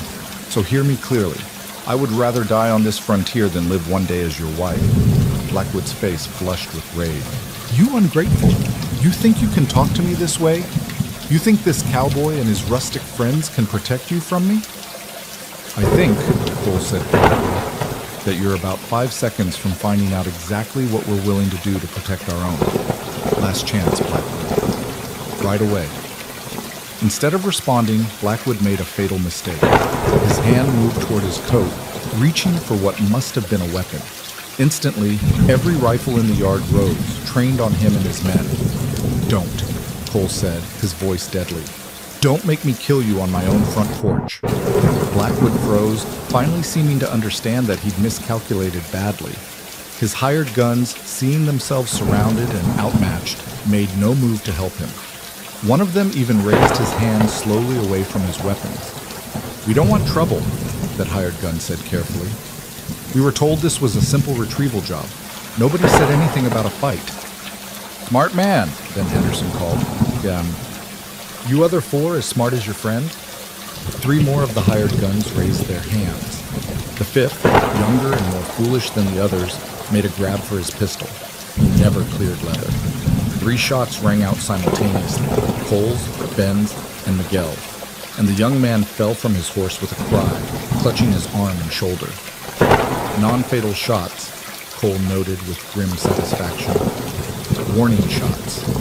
The sharp report of gunfire still hung in the air when Amelia pushed past Cole, medical bag already in hand, moving toward the wounded man with the focused determination he'd come to recognize. She was a healer before anything else, even when treating someone who'd come to do her harm. "Let her through," Cole ordered, keeping his gun trained on Blackwood. "Anyone tries to interfere with her treating him, they'll get worse than a flesh wound." Amelia knelt beside the fallen man, her hands already working to assess the damage. "You're lucky," she said coolly as she examined his wounds. "The bullet went through the shoulder muscle cleanly, and the arm wound is superficial. You'll live, though it's going to hurt considerably for the next few weeks." "You're treating me?" the young man gasped, his face pale with shock and pain. "But I was trying to shoot my husband. Yes, I noticed."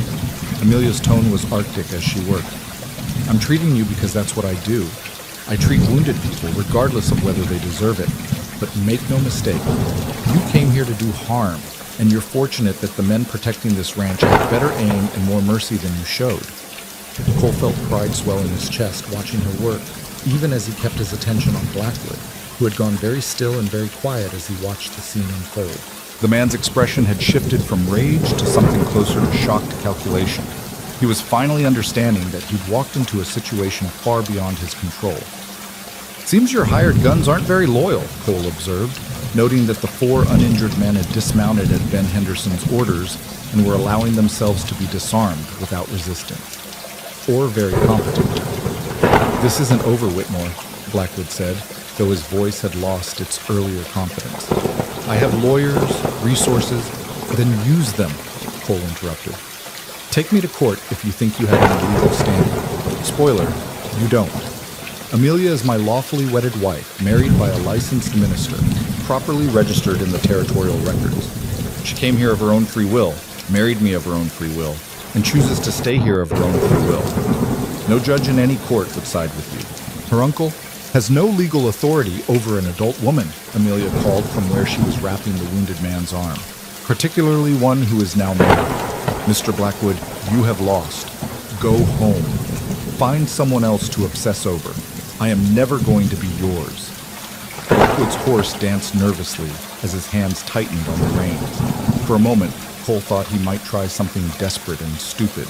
Then, finally, common sense seemed to prevail. The man wasn't brave when faced with genuine resistance. He was a bully, and bullies folded when confronted with real courage.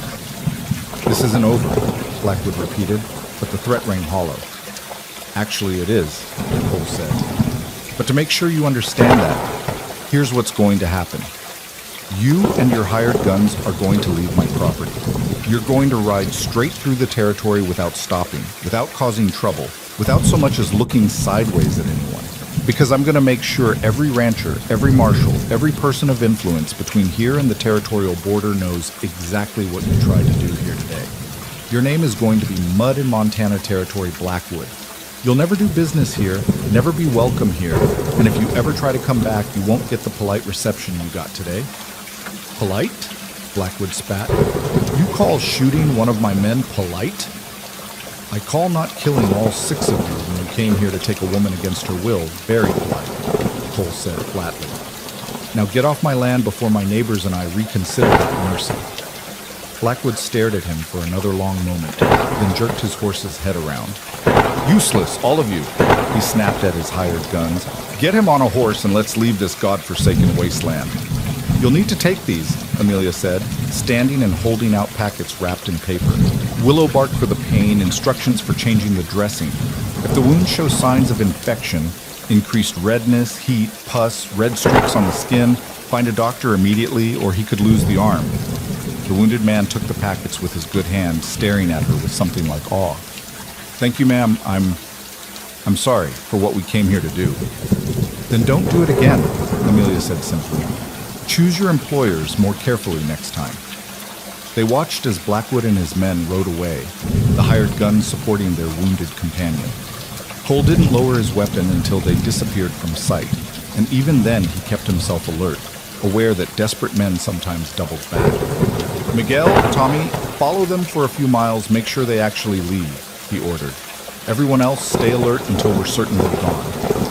Then Amelia was in his arms, and he was holding her so tightly he might have been hurting her, except she was holding him just as hard, her face pressed against his chest, her body shaking with reaction now that the immediate danger had passed. It's over, he murmured into her hair. You're safe. He's gone. You could have been killed, she said, her voice muffled and thick with tears. He could have shot you, but he didn't. We're both fine. Cole pulled back just enough to cup her face in his hands, his thumbs wiping away her tears. You stood up to him, Amelia. You were magnificent. I was terrified, she admitted. So was I. But we did it anyway. That's what courage is. Around them, the gathered neighbors began to relax, weapons being lowered, tension easing. Martha Henderson approached with a knowing smile. Well, that was more excitement than we usually get around here, she said dryly. Though I have to say, watching you two stand together against that pompous ass was quite satisfying. You make a good team. We do, don't we?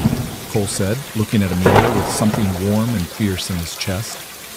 We really do, she agreed, managing a smile despite her tears. That night, after the neighbors had reluctantly departed back to their own ranches after Miguel and Tommy had returned confirming that Blackwood and his men had indeed left the territory, Cole and Amelia sat by the fire in their home, together, and finally allowed themselves to breathe. I can't believe it's actually over, Amelia said, leaning against Cole's shoulder. I've been running from him for so long, always looking over my shoulder, always afraid. You're not running anymore, Cole said, pressing a kiss to her temple. You're home. You're safe. And you have 20 armed neighbors who'd ride through a blizzard to defend you if needed. I do. Thank you. Amelia sounded almost wondering. I came here expecting isolation and found community. I came expecting a business arrangement and found us. Us? Cole echoed, turning her face up to his. I love you, Amelia Whitmore. I know I said it before, but I want to say it again now that the danger's passed and we have time to actually think about what it means. I love you. I want to build a real marriage, a real partnership based on more than just practicality. I love you too, Amelia said, her gray eyes shining in the firelight. I want that too. All of it. They kissed with the sweetness of relief and new beginning, of surviving danger together and choosing each other not out of necessity, but out of genuine feeling. When they finally drew apart, Amelia rested her head on his shoulder again. Tell me something, she said quietly. If I'd never told you about Blackwood, if you'd never known there was danger coming, do you think we would have gotten here anyway? To this place where we're being honest about our feelings? Cole considered the question seriously. I think we would have, he said finally. Maybe more slowly, maybe with more circling around the truth. But yes. Because what we have isn't based on fear or danger, Amelia. It's based on respect, shared values, genuine affection. The danger just forced us to be honest about it sooner. Good, she said, because I'd hate to think that fear was the only thing that made us real. We were always real, Cole assured her. From the moment you stepped off that stagecoach. I just didn't know it yet. They sat together in companionable silence, watching the fire burn down to embers, feeling the peace of a home protected, a love acknowledged, a future opening before them full of possibility instead of constraint. Outside, Montana winter held the land in its cold embrace, but inside the Whitmore ranch house, there was only warmth, safety, and the quiet contentment of two people who had found in each other exactly what they needed, and so much more than they dared to hope for. The practical arrangement had become something far more valuable, a real partnership built on trust, respect, and love. And whatever challenges the frontier threw at them next, they would face them together. The weeks following Blackwood's departure settled into a rhythm that felt almost too peaceful after the tension that had preceded it. January brought bitter cold that locked the territory in ice and snow, but inside the Whitmore ranch house, there was warmth that had nothing to do with the constantly burning fire. Cole and Amelia moved through their days with the easy synchronization of partners who were learning to anticipate each other's needs, their marriage deepening in ways both obvious and subtle. Amelia's medical practice expanded despite the harsh winter. Word had spread not just about her skills, but about her courage in standing up to Blackwood. And people respected strength as much as they valued healing. Women came to her with questions they'd never dared ask before, seeking knowledge about their own bodies, about preventing pregnancy or ensuring it, about the mysteries of health that frontier life made so precarious. Men came with old injuries that had healed badly, asking if anything could be done, and often Amelia found ways to ease pain that had been suffered in silence for years. Cole watched his wife flourish in her work and felt something swell in his chest that might have been pride or might have been love, so intense it bordered on pain. She was extraordinary, and somehow, impossibly, she had chosen him. She had chosen this life, this harsh and beautiful territory, this ranch that was slowly becoming not just his legacy, but theirs together.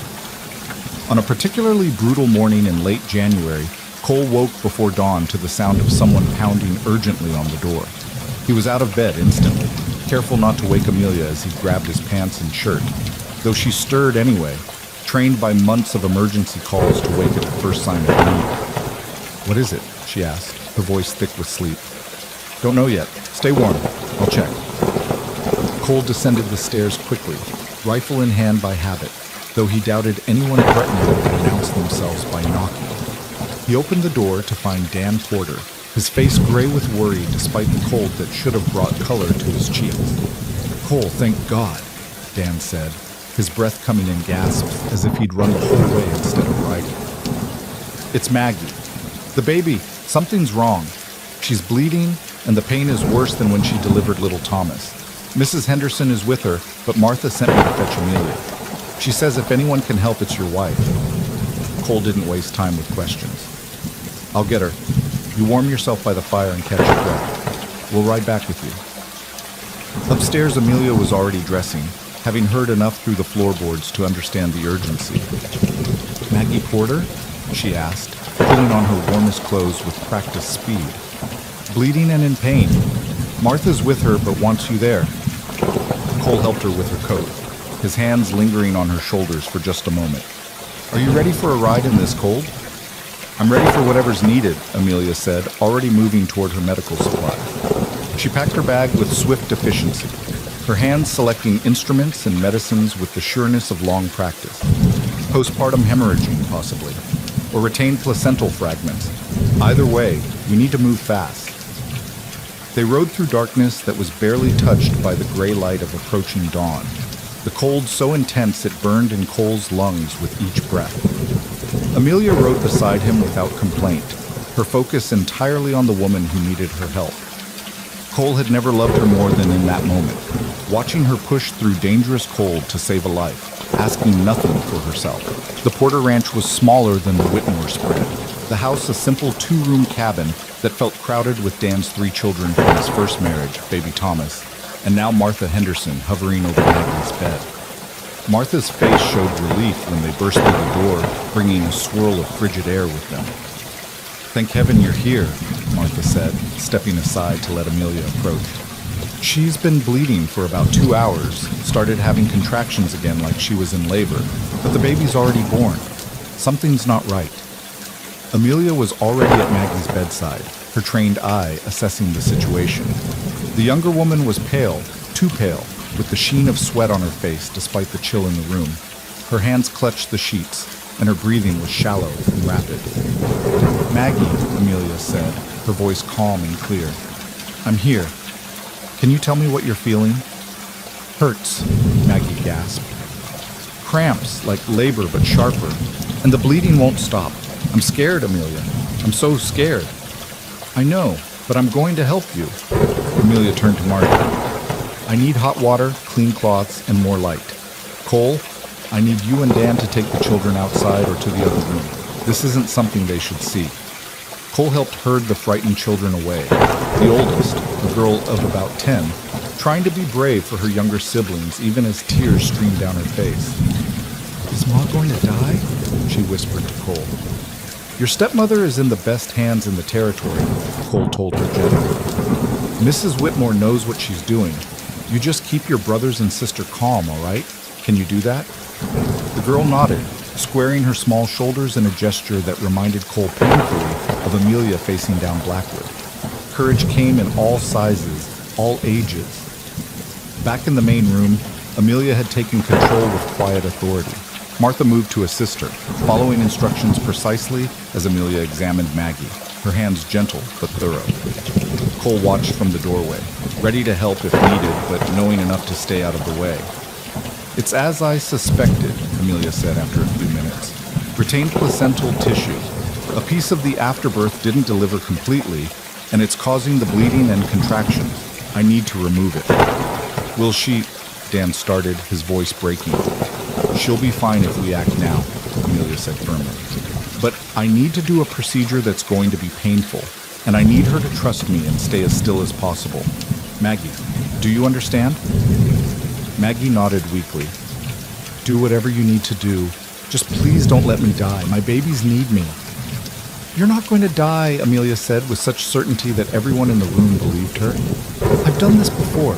You're going to feel pressure and pain, but you're going to survive. And in a few days, you'll be back to mothering those children like nothing happened. Martha, I need you to hold her hand and talk to her. Keep her focused on your voice. Dan, you might want to wait outside for this." "I'm staying," Dan said stubbornly. "She's my wife." "Then stay by her head, hold her other hand, and do not interfere with what I'm doing, no matter what you hear or see. Understood?" Amelia's tone brooked no argument. What followed was some of the longest minutes of Cole's life.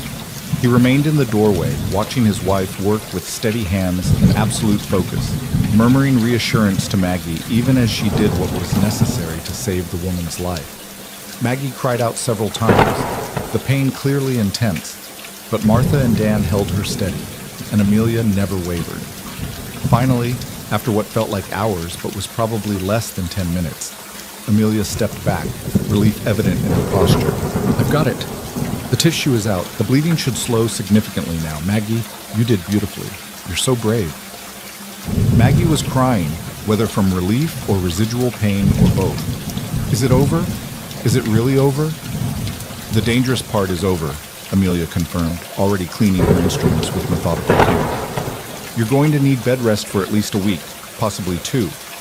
No getting up except to use the chamber pot, and even then I want someone helping you. You need to rebuild your strength and let your body heal, but you're going to recover fully. Thank you, Dan said, his voice thick with emotion. Thank you for saving her. I don't have words for what you just did. You don't need words. Just make sure she follows my instructions. Amelia turned to Martha. Can you stay for a few days? Help with the children and make sure Maggie rests? Of course, Martha said immediately. Ben can manage without me for a bit. These children need looking after, and Maggie needs watching. Cole stepped forward as Amelia began packing up her supplies, her hands trembling slightly now that the crisis had passed. He knew that shake. It was the aftermath of intense focus, the body's delayed reaction to stress. He took the bag from her gently. You should sit down for a moment, he said quietly. I'm fine, Amelia insisted, but she let him guide her to a chair anyway. Dan brought them both coffee, strong and hot, and they sat in the porter's small kitchen while Martha settled Maggie and got the children back to bed. The sky outside was lightening to gray, morning coming late in the depths of winter. That was incredible, Dan said, looking at Amelia with something like awe. I've seen doctors before, back east before we came here. None of them worked with the kind of confidence you just showed. Where did you learn to do that? Dr. Harrison, the physician I trained under, believed in teaching by doing, Amelia said, wrapping her cold hands around the warm cup. He said you couldn't truly learn medicine from books alone. You had to touch, feel, see, smell, use all your senses to understand what was happening in the body. So he let me assist with procedures most physicians would never let a woman near. I'm grateful for that training now. It's the difference between knowing something in theory and knowing it in practice. Well, I'm grateful you had that training, Dan said fervently. You saved Maggie's life. There's no question about that. If you hadn't been here, if you hadn't known what to do, he couldn't finish the sentence, emotion choking his word. But I was here, and I did know, Amelia said gently. That's what matters. They stayed for another hour, making sure Maggie was stable and resting comfortably, giving Martha detailed instructions for the coming day. By the time they rode back toward home, the sun was fully up, glinting off snow that was so bright it hurt to look at directly. You saved her life, Cole said as they rode, needing to voice what Dan had already said. If you hadn't known what to do, Maggie would have bled to death. Probably, Amelia agreed, her voice tired but satisfied. Retained placental tissue is one of the most common causes of postpartum death. Most women out here don't have access to anyone who knows how to handle it. They just bleed until they die, leaving their children motherless. But not Maggie. Not on your watch. Cole reached over, taking her gloved hand in his. You're saving this territory, Amelia. One life at a time, you're making a difference that's going to ripple out for generations. Those children will grow up with their mother. They'll tell their own children someday about the woman who saved her. You're building something important here. Amelia was quiet for a moment, then said softly, I never thought I'd find purpose like this. In Boston, I was Dr. Harrison's assistant. I helped, but I was always in his shadow, always limited by what society said was appropriate for a woman. Here, I'm just needed. People don't care that I'm a woman. They care that I can help them. It's liberating in a way I never expected. You're not just needed, Cole said, squeezing her hand. You're valued. There's a difference. They reached home to find Miguel waiting with news that made Cole's chest tighten with concern. Boss, we've got a problem. Found tracks this morning up in the north pasture. Looks like wolves took down one of the cattle. Cole swore under his breath. Wolves were a constant threat in Montana winters, but they usually stayed higher in the mountains where prey was more plentiful. If they were coming down to the ranch, it meant the winter was even harder than he thought. How many in the pack? He asked. Hard to tell from the tracks, but I'd guess at least 6, maybe more. Miguel's expression was grim. They'll be back, boss. Once they know the cattle are easy prey, they'll keep coming. Then we'll have to hunt them before they decimate the herd. Cole looked at Amelia, seeing exhaustion in every line of her body. Go inside, get warm, rest. I'll handle this. Be careful, she said, and there was fear in her eyes that squeezed his heart. After everything they'd survived, the thought of losing him to something as mundane as a wolf hunt clearly terrified her. Always, he promised, kissing her cold lips. I'll be back before dark. But hunting wolves in winter proved more difficult than Cole had anticipated. He and Miguel tracked the pack through snow that made every step exhausting, following signs that led them higher into the foothills, where the wind cut like knives and the temperature dropped even further. They found the kill site, the scattered remains of the steer, but the wolves themselves remained elusive, their tracks disappearing into rocky terrain where horses couldn't follow. We'll have to try again tomorrow, Cole said finally, as the light began to fail. Set up watch rotations tonight. Keep the herd closer to the barn. We can't afford to lose any more cattle. They returned to find the ranch house warm and welcoming, the smell of cooking filling the air. Amelia had recovered enough to make dinner, and she fussed over Cole when he came in half frozen, stripping off his outer clothes and pushing him toward the fire. Any luck? She asked, pressing a cup of hot coffee into his hands. No, they're smart, staying in terrain where we can't follow easily. Cole drank gratefully, feeling circulation return painfully to his extremities. We'll try again tomorrow, and the day after that if necessary. We can't let them keep picking off the herd. Over the next week, the wolf hunt became Cole's obsession. Every morning before dawn, he and his ranch hands would ride out, tracking the pack, trying to find their den or catch them in the open where rifles could do their work. But the wolves were cunning, always staying just ahead, taking cattle when the opportunity presented itself, but never exposing themselves to danger. Amelia grew increasingly worried as she watched Cole drive himself to exhaustion, coming home each night colder and more frustrated. On the 8th day, she finally confronted him as he was preparing to ride out again. This has to stop, she said, blocking the door. You're going to kill yourself. And for what? We've already lost 3 head. That's bad, but it's not worth your life. Those cattle represent our security, Cole said stubbornly. Our future. I can't just let the wolves take them.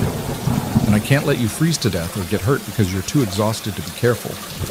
Amelia's gray eyes flashed with anger and fear. I didn't survive Blackwood just to lose you to foolish pride, Cole whistled. It's not pride. It is pride, she interrupted. Pride that won't admit when a situation is beyond your control. Pride that won't accept help or advice. Pride that's going to get you killed if you don't check it. They stared at each other, tension crackling between them. Then Cole's shoulders slumped, the fight going out of him as he recognized the truth in her words. You're right, he admitted quietly. I've been pushing too hard. I hate feeling helpless. Hate watching something threaten what we've built and not being able to stop it. I know, Amelia said, her tone softening as she moved closer, her hands coming up to cup his face. But you're not helpless, and you're not alone. We'll figure this out together. Maybe there's another way to deal with the wolves besides hunting them down. What other way is there? I don't know yet, but I know that you running yourself ragged isn't the answer. She kissed him gently. Promise me you'll rest today. Give yourself time to think clearly instead of just reacting. Cole promised, and to his surprise, the day of rest did help.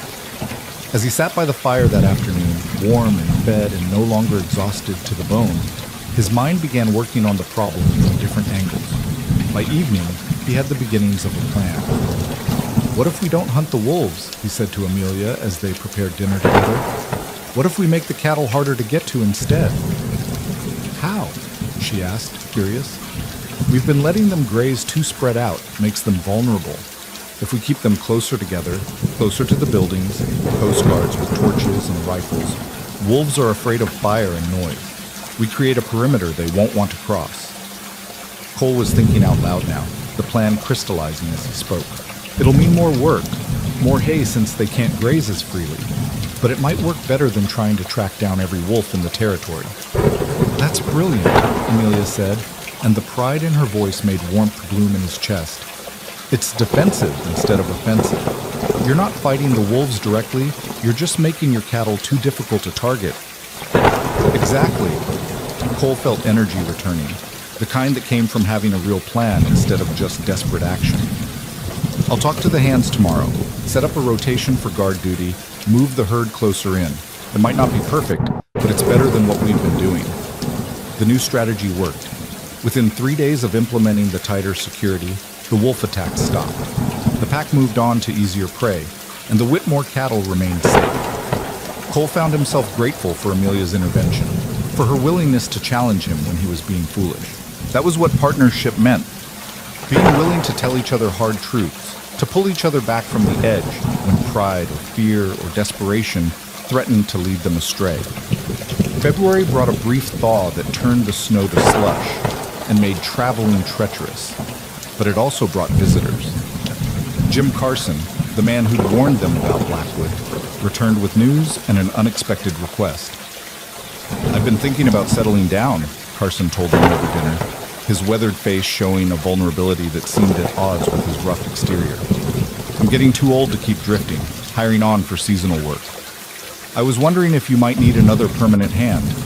I know you've got Miguel and the others, but I'm willing to work hard and I know cattle." Cole and Amelia exchanged glances, a whole conversation happening in that single look. They discussed this possibility after Carson's first visit, both of them feeling they owed him for his warning. "We'd be glad to have you," Cole said.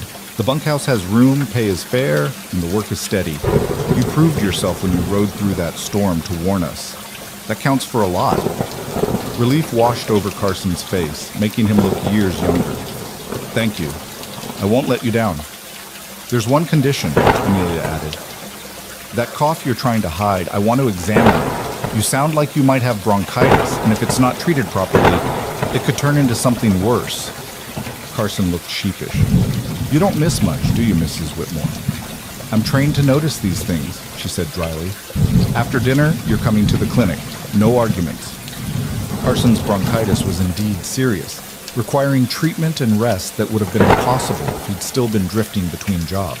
Under Amelia's care, he recovered over the next 2 weeks, and by the time he was healthy enough to work, he'd already proven his worth in other ways, helping with repairs, offering advice based on years of experience, fitting into the ranch's rhythm with surprising ease. "He's good with the horses," Cole observed one evening, watching Carson work with a mare that had been skittish since they'd acquired her. "Patient, gentle, that's a rare quality." "He's good for you too," Amelia said. "I've noticed you've been more relaxed since he arrived. I think you needed someone with experience you could consult with, someone who's seen enough of the world to offer perspective." Cole considered this. "Maybe. I've been doing this mostly alone since my parents died. Having another experienced rancher to talk things through with does help. Makes me feel less like I'm making it up as I go." "You're doing far better than just making it up," Amelia assured him. "You've built something solid here, Cole. Something that's going to last." As winter began its slow retreat toward spring, the Whitmore Ranch settled into a new configuration. Cole's small operation had grown, not just in physical resources, but in the people who made it function. Miguel, Tommy, Joe, and now Carson formed a crew that worked well together, each man bringing different strengths to the collective effort. Amelia's medical practice had become an established part of the territory's infrastructure, with patients traveling from increasingly far distances to seek her care. But it was the quiet moments that Cole treasured most. Evenings by the fire with Amelia reading aloud while he mended tack, her voice bringing characters and stories to life in the warm lamplight. Mornings waking to find her curled against him, her dark hair spread across his chest, her breathing soft and even. The way she'd smile at him across the kitchen while they worked together preparing meals, a private smile that said she was as surprised as he was by how good this had turned out to be. They were building something together, not just a ranch or a medical practice, but a life, a real marriage based on mutual respect, genuine affection, and a partnership that made them both stronger than they'd been alone. In early March, Martha Henderson rode over with news that made both Cole and Amelia go still with mixed emotion. "There's talk in Helena," Martha said, accepting the coffee Amelia offered. "Someone's been asking questions about you two, specifically about Amelia's medical work." Cole felt his protective instincts surge immediately. "What kind of questions? Who's asking?" Now, don't go getting that look, Martha said. It's nothing bad. Seems the territorial official has heard about Amelia's skills and wants to know if she'd be willing to work with the Territorial Health Board. They're trying to establish better medical services throughout Montana, and they're looking for qualified people who understand frontier conditions. Amelia sat down slowly, her expression stunned. The Territorial Health Board wants to work with me? That's what I heard. They're sending a representative to meet with you next week. Martha's eyes twinkled. Seems you've made quite a reputation for yourself, my dear. People talk, word spreads. The territorial government is finally realizing that out here, we can't afford to be picky about whether our medical professionals are men or women. We just need people who know what they're doing. This is incredible, Cole said, looking at his wife with pride that felt like it might burst out of his chest. Amelia, do you understand what this means? Official recognition, possibly funding for supplies, connection to other medical professionals. It means legitimacy, Amelia said softly, and Cole heard the emotion in her voice. It means I'm not just the rancher's wife who knows some medicine. It means my work is being recognized as valuable in its own right. It always has been valuable, Martha said firmly. But yes, official recognition matters. It'll make your work easier, give you access to resources you don't have now. You should be proud, Amelia. You've accomplished something remarkable in just a few months. After Martha left, Cole found Amelia in the clinic, staring at her medical books as if seeing them anew. He came up behind her, wrapping his arms around her waist and resting his chin on her shoulder. You're going to say yes, aren't you? He asked. To working with the Territorial Health Board? Do you want me to? She asked, leaning back against him. What I want is for you to do what makes you happy, Cole said. But if you're asking my opinion, yes, I think you should say yes. This is an opportunity to expand your impact, to help more people, to be part of building something bigger than just one clinic on one ranch. You'd be foolish to pass it up. Even if it means I'm busier, even if it means sometimes I'll have to travel to Helena or other settlements for meetings. Even then, Cole turned her in his arms so he could see her face. I married a physician's assistant with medical skills this territory desperately needs. I'd be a hypocrite if I tried to limit how you use those skills just to keep you close to home. Besides, I'm secure enough in our marriage to handle you being away sometime. Amelia kissed him, soft and sweet. Have I mentioned lately that I love you? Not in at least 3 hours, Cole teased. I was starting to wonder. I love you, she said, more seriously now. I love that you support my work even when it's inconvenient. I love that you see me as more than just your wife. I love the life we're building together. I love you too, Cole said. All of you. The healer, the partner, the woman who argues with me about books and makes me think about things I never considered before. You've made my life bigger, Amelia. Better. More meaningful. They stood together in the clinic, surrounded by the instruments and medicines that represented Amelia's calling. And Cole felt a contentment so deep it was almost frightening. This was what his parents had, this sense of rightness, of two people fitting together perfectly. He'd been so afraid of that kind of connection, so certain it would destroy him.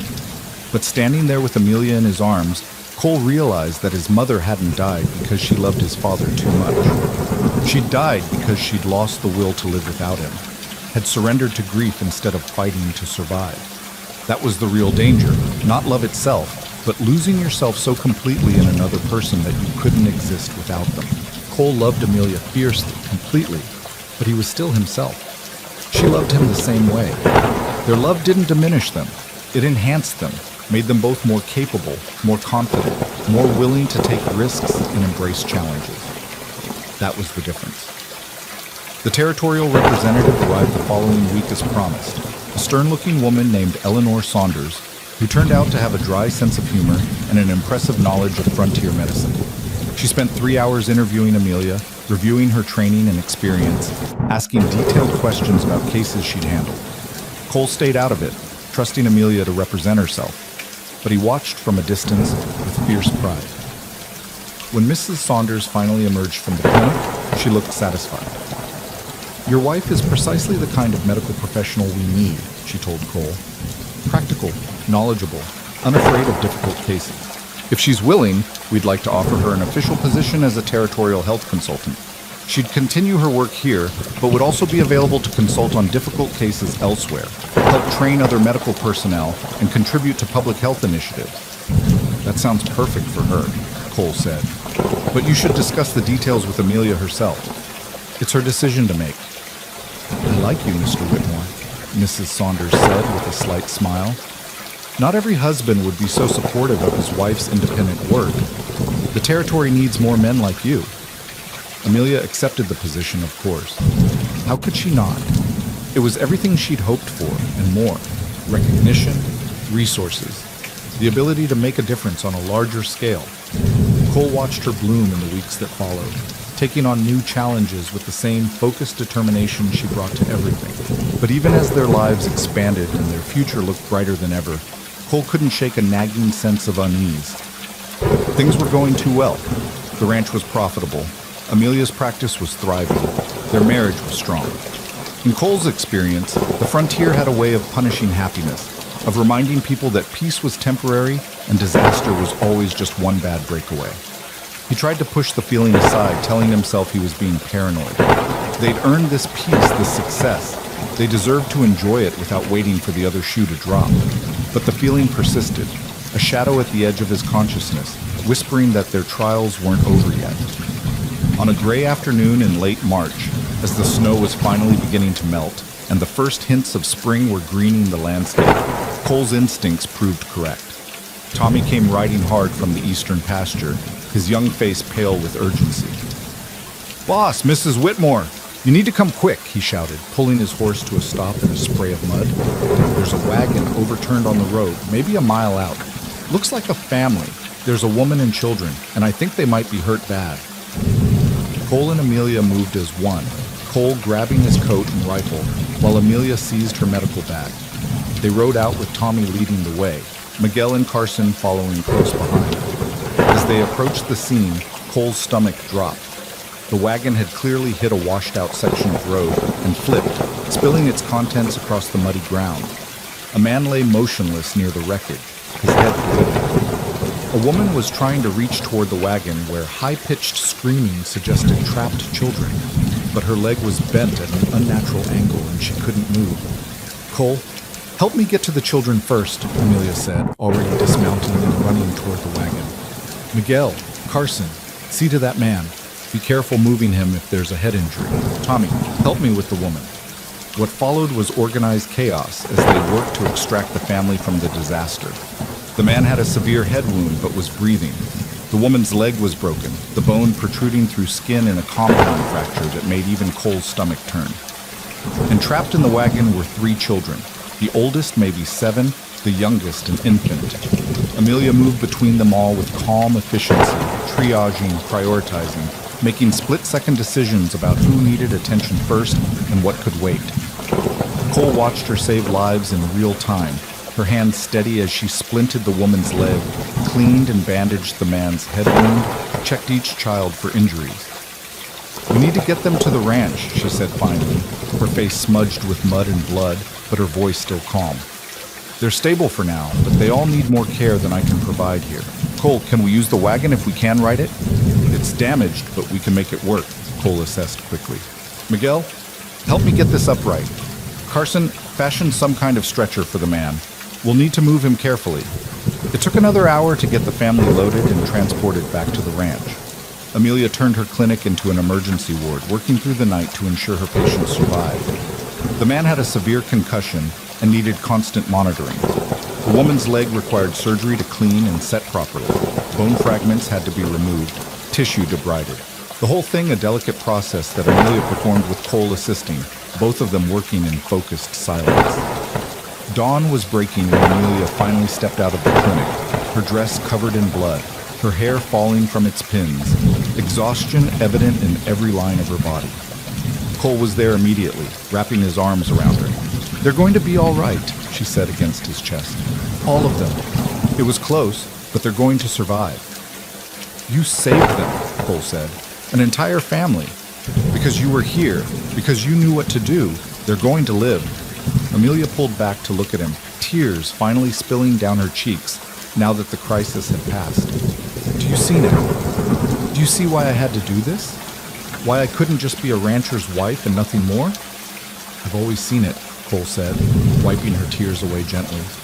From the moment your trunk spilled open and I saw those medical books, I've always known you were meant for this. I was so afraid when I came here, she confessed. Afraid I'd have to give up medicine. Afraid I'd be trapped in a role that didn't fit. Afraid I'd lose myself trying to be what someone else needed. But you never asked me to be anything except exactly who I am. How could I? Cole asked. Who you are is extraordinary. Why would I want to change that? They stood together in the early morning light, battered by the night's emergency but stronger for having faced it together, and Cole realized something profound. The fear he'd carried for so long, that loving someone completely would destroy him the way it had destroyed his mother, had been based on a fundamental misunderstanding. His mother had been destroyed not by love, but by the loss of her identity within that love. She'd made his father her whole world, and when he died, she had nothing left to live for. But Cole and Amelia had built something different. They loved each other fiercely, but they were still themselves, individuals with purpose beyond their partnership, people who made each other stronger without losing their essential selves. That was the key. That was what made this work. They enhanced each other without consuming each other. They supported each other's dreams without sacrificing their own. They were partners in the truest sense, two complete people who chose to build a life together, not two halves trying to make a whole. Come inside, Cole said softly. You need rest. The family will be fine for a few hours while you sleep. I should check on them one more time. Amelia, Cole's tone was firm but loving. You've been up for over 24 hours. You've performed surgery, saved multiple lives, and pushed yourself to the absolute limit. Rest isn't optional, it's necessary. I'll watch over them. If anything changes, I'll wake you immediately. She wanted to argue. He could see it in her eyes, but exhaustion won out. She let him lead her to their room, help her out of her blood-stained clothes, tuck her into bed. She was asleep almost before her head hit the pillow, her breathing evening out into the deep rhythm of true rest. Cole watched her sleep for a moment, love and pride and a fierce protectiveness washing over her. Then he went back to the clinic to keep watch over the patients his wife had saved, ready to wake her if needed, but determined to let her rest as long as possible. The family, the Carters, they learned once everyone was conscious and communicative, stayed at the ranch for 3 weeks while they recovered. Mr. Carter's head injury healed slowly but completely. Mrs. Carter's leg required careful nursing, but under Amelia's care, it set properly, and she would walk again without permanent damage. The children, resilient as children were, bounced back quickly. By the time the Carters were ready to continue their journey to Helena, where Mr. Carter had been promised work, they'd become something like extended family. Cole found himself oddly sorry to see them go, even though it meant his house would be less crowded and his supplies less strained. You saved our lives, Mr. Carter said as they loaded the repaired wagon for departure. All of us. We'll never forget that, Mrs. Whitmore. Never. You would have done the same for someone else, Amelia said, but Cole could see she was moved. Just promise me you'll be careful on these roads. They're treacherous this time of year. We will, Mrs. Carter promised, squeezing Amelia's hand. And if we hear of anyone needing medical help in Helena, we'll send them your way. The territory needs to know there's a real healer out here. After they'd gone, Cole found Amelia standing in the yard, staring after the departed wagon, with an expression he couldn't quite read. What are you thinking? He asked, coming to stand beside her. I'm thinking that this is why I came west, she said quietly. Not to escape Blackwood, though that was part of it. Not even to find you, though I'm grateful I did. I came west because out here, I can make a real difference. Out here, I'm not limited by society's expectations or men's assumptions about what women can and can't do. I'm just someone with skills that are needed, and that's enough. It's more than enough, Cole said, taking her hand. You're building a legacy here, Amelia. Years from now, people will talk about the woman who brought real medicine to this part of Montana. They'll tell stories about the lives you saved, the families you kept together, the difference you made. We're building it, she corrected, squeezing his hand. You and me together. Because none of this would be possible without your support, your partnership, your belief in what I'm doing. Cole pulled her close, kissing the top of her head. Then let's keep building, together. Whatever comes next, We'll face it the way we faced everything else, side by side, as partners. As partners, Amelia agreed, leaning into him. And as something more. What's that? Cole asked. She pulled back to look at him, her gray eyes shining with emotion and something else. Something that looked like joy mixed with nervousness. As parents, Cole, I'm pregnant. We're going to have a baby. The world seemed to stop, then restart in brilliant color. Cole stared at her, his mind trying to process words that felt simultaneously impossible and inevitable. A baby. Their baby. New life growing inside the woman he loved more than he'd ever thought possible to love anyone. You're sure? He finally managed. I'm sure, Amelia said, laughing through sudden tears. I've known for a few weeks, but wanted to be certain before I told you. Cole, are you happy? Happy? Cole found himself laughing too, picking her up and spinning her around right there in the muddy yard.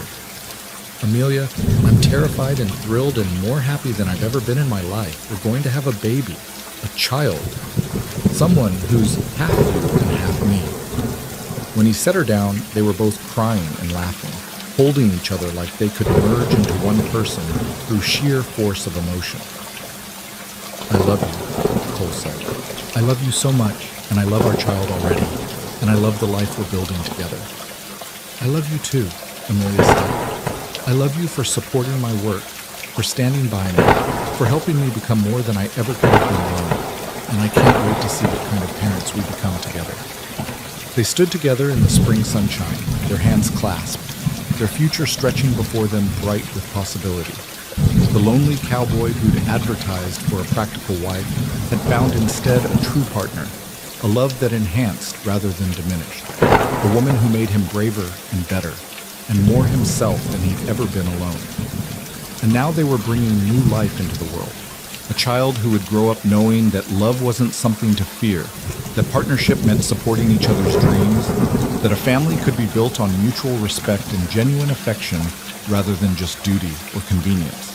Whatever challenges still lay ahead, and Cole had no doubt there would be challenges, they would face them as they faced everything else. Together, as partners, as lovers, as friends, building something that would last not just their lifetimes, but generations beyond.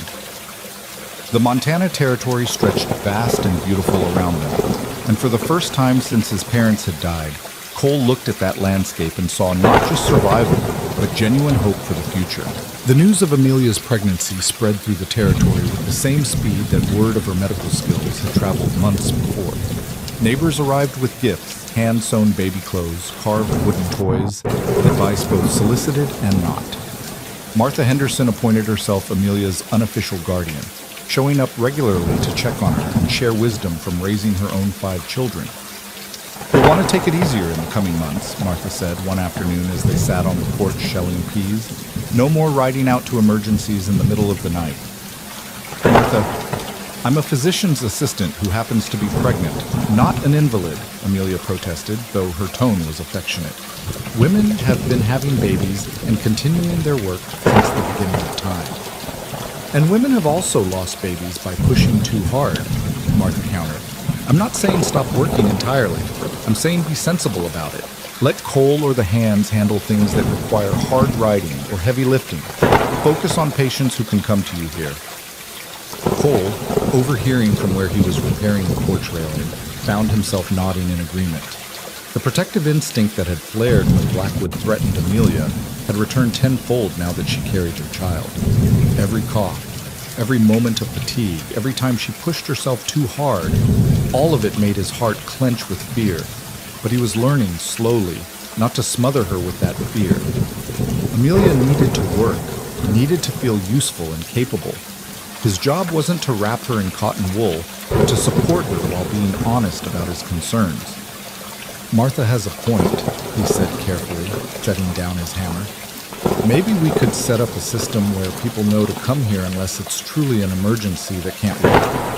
Amelia looked between them, her expression softening as she recognized the worry beneath their word.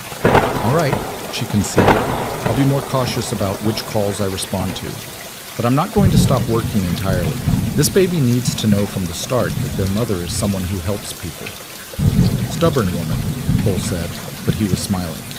You married me knowing that, Amelia shot back. Spring deepened into summer, and with it came the busiest season for both ranch work and medical call. Calves were being born, requiring constant vigilance to ensure their survival. Crops needed planting in the small garden plot Amelia had expanded to include medicinal herbs, and the steady stream of patients continued.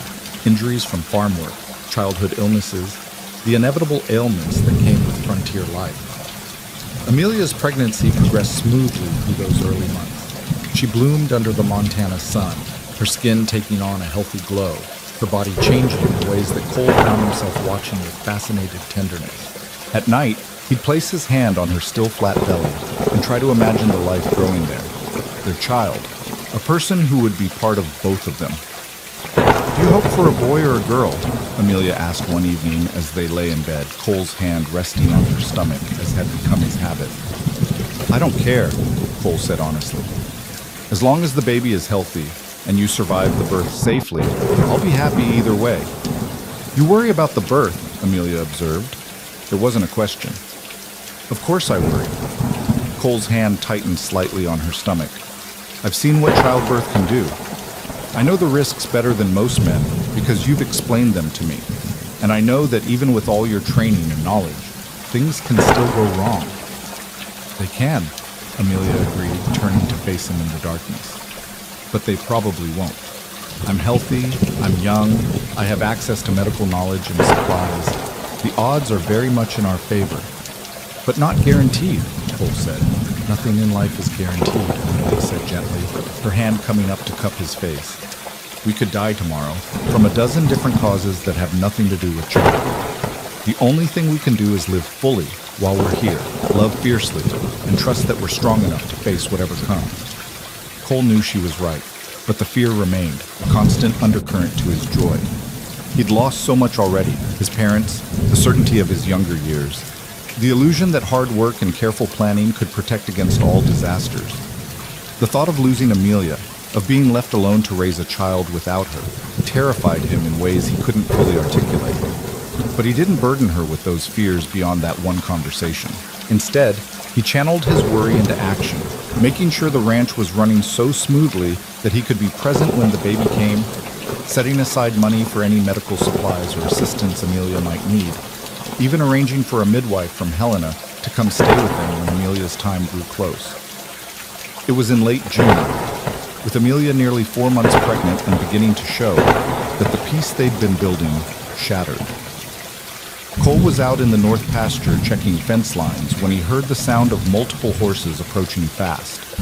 His hand went instinctively to his rifle before he recognized Miguel, riding at the head of a group that included 2 strangers, a man and a woman, both looking travel-worn and urgent. Boss, these people need to see Mrs. Whitmore right away, Miguel called as they approached. It's about Blackwood. Cole's blood ran cold. What about Blackwood? The male stranger spoke, his voice rough with exhaustion. Name's Robert Grant. I'm Amelia's brother, and this is Sarah, Charles Blackwood's second wife. We've come to warn you, Blackwood's dead, but before he died, he put a price on Amelia's head. The words didn't make sense at first. Cole's mind struggled to process them, to understand what he was hearing. Blackwood's dead? How? When? 2 weeks ago, Sarah Blackwood said, her voice trembling. He had a stroke.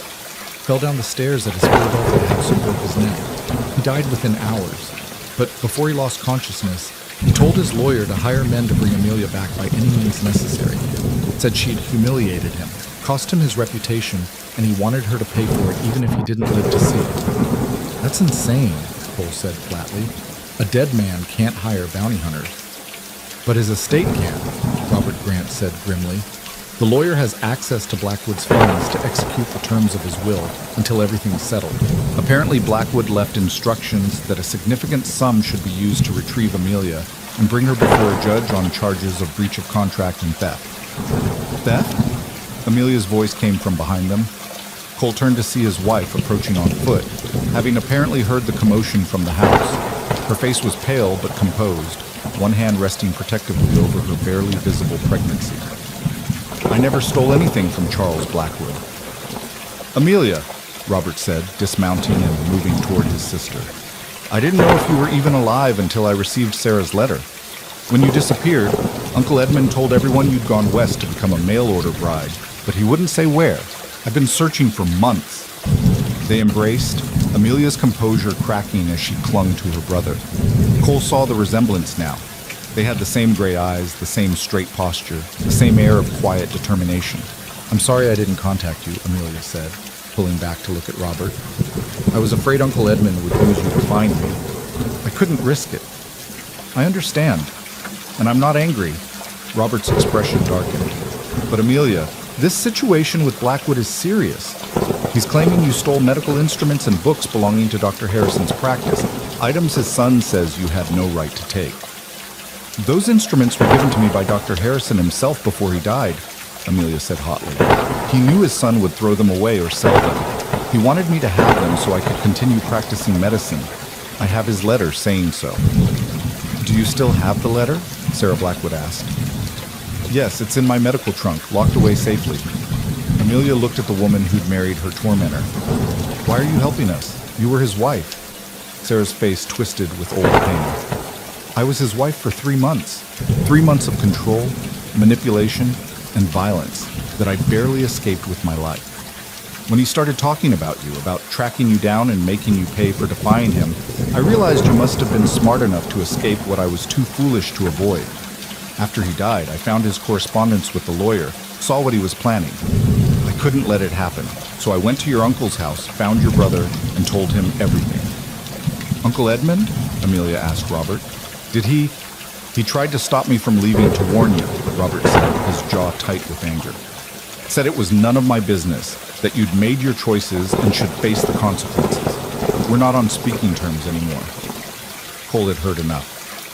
Everyone inside, he ordered. We need to discuss this properly and figure out what we're dealing with. Amelia, you shouldn't be standing out here in the sun in your condition. They gathered around the kitchen table, Sarah and Robert accepting coffee gratefully, while Cole's mind raced through possibilities and problems. If Blackwood's estate was funding bounty hunters to bring Amelia back east, they could be arriving any time. And unlike Blackwood himself, professional bounty hunters wouldn't be deterred by a group of armed ranchers. They'd be patient, cunning, willing to wait for the perfect moment to strike. What exactly are the charges against me?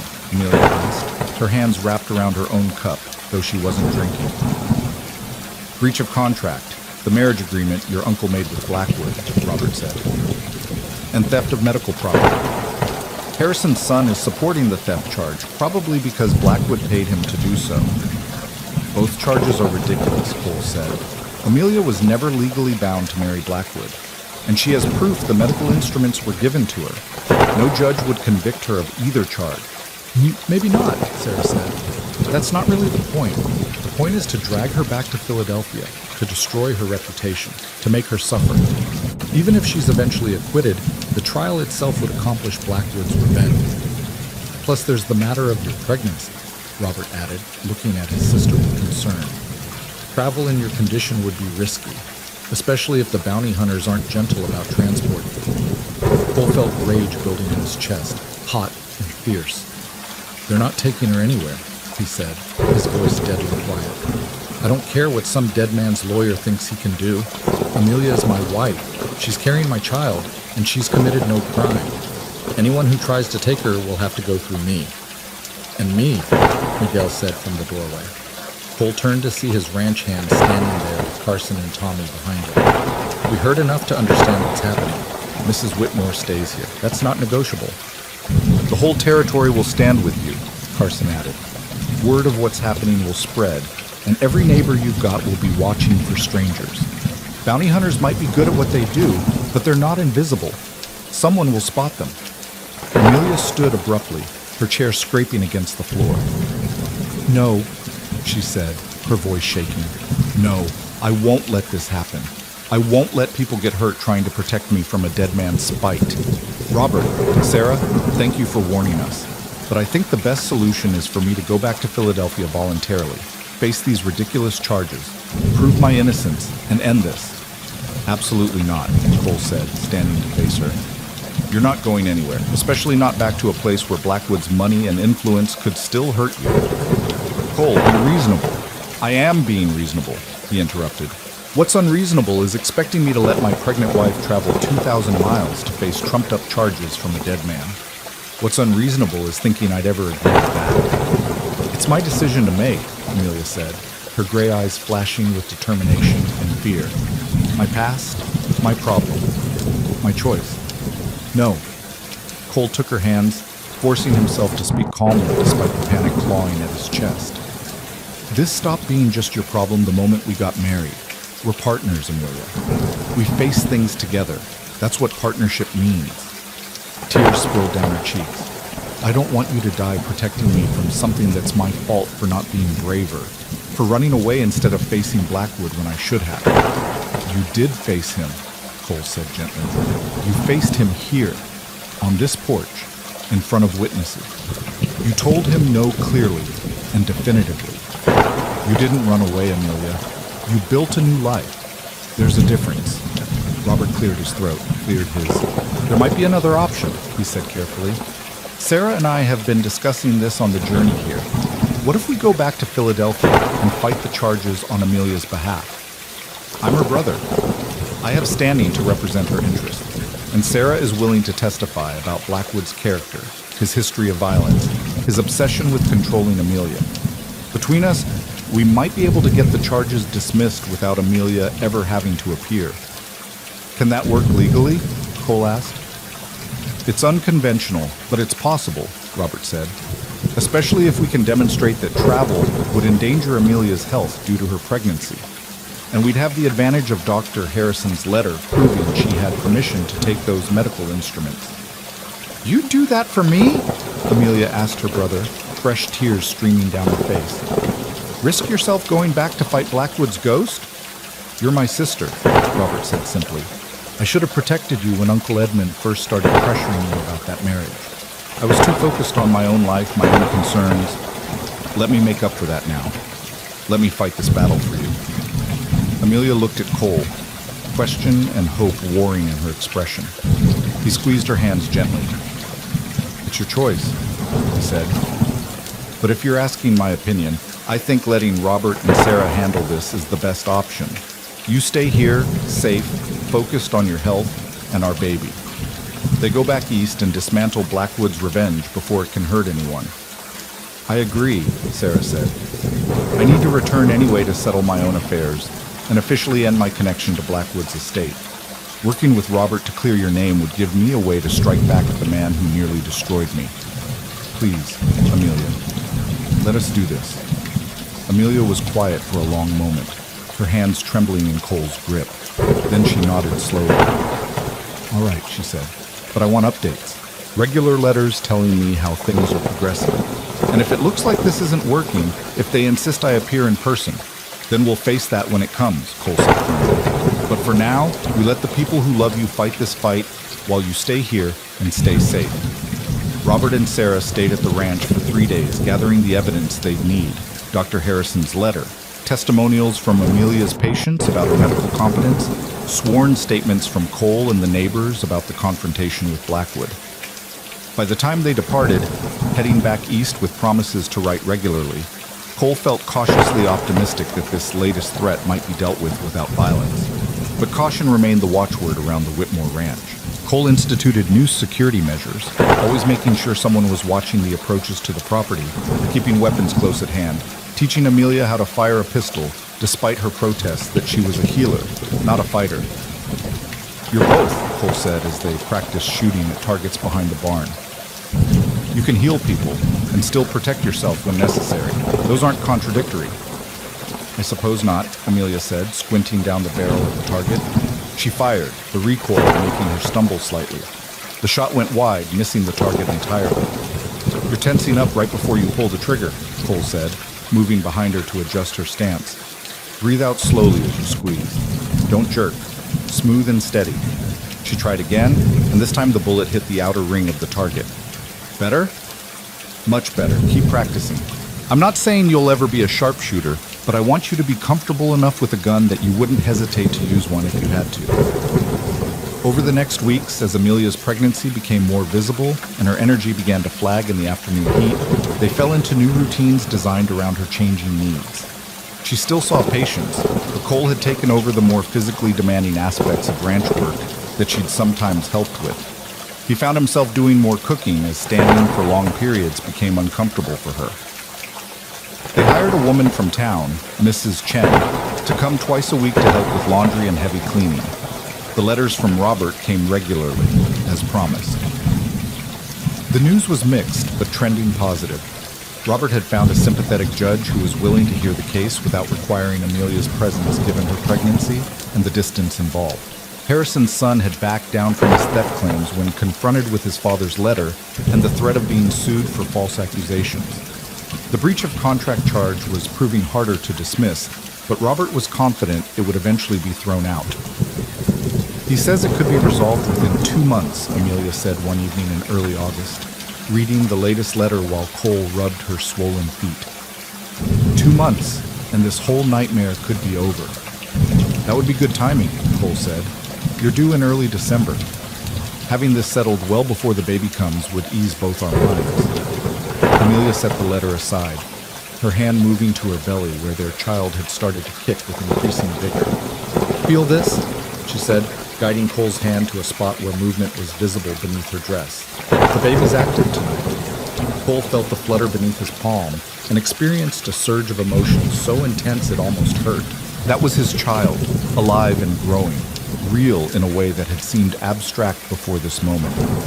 Hello in there, he said softly. Your mama and I can't wait to meet you. You're going to be such a good father, Amelia said, her eyes shining with tears. Pregnancy had made her more emotional, quicker to cry at both joy and sorrow. I hope so, Cole said honestly.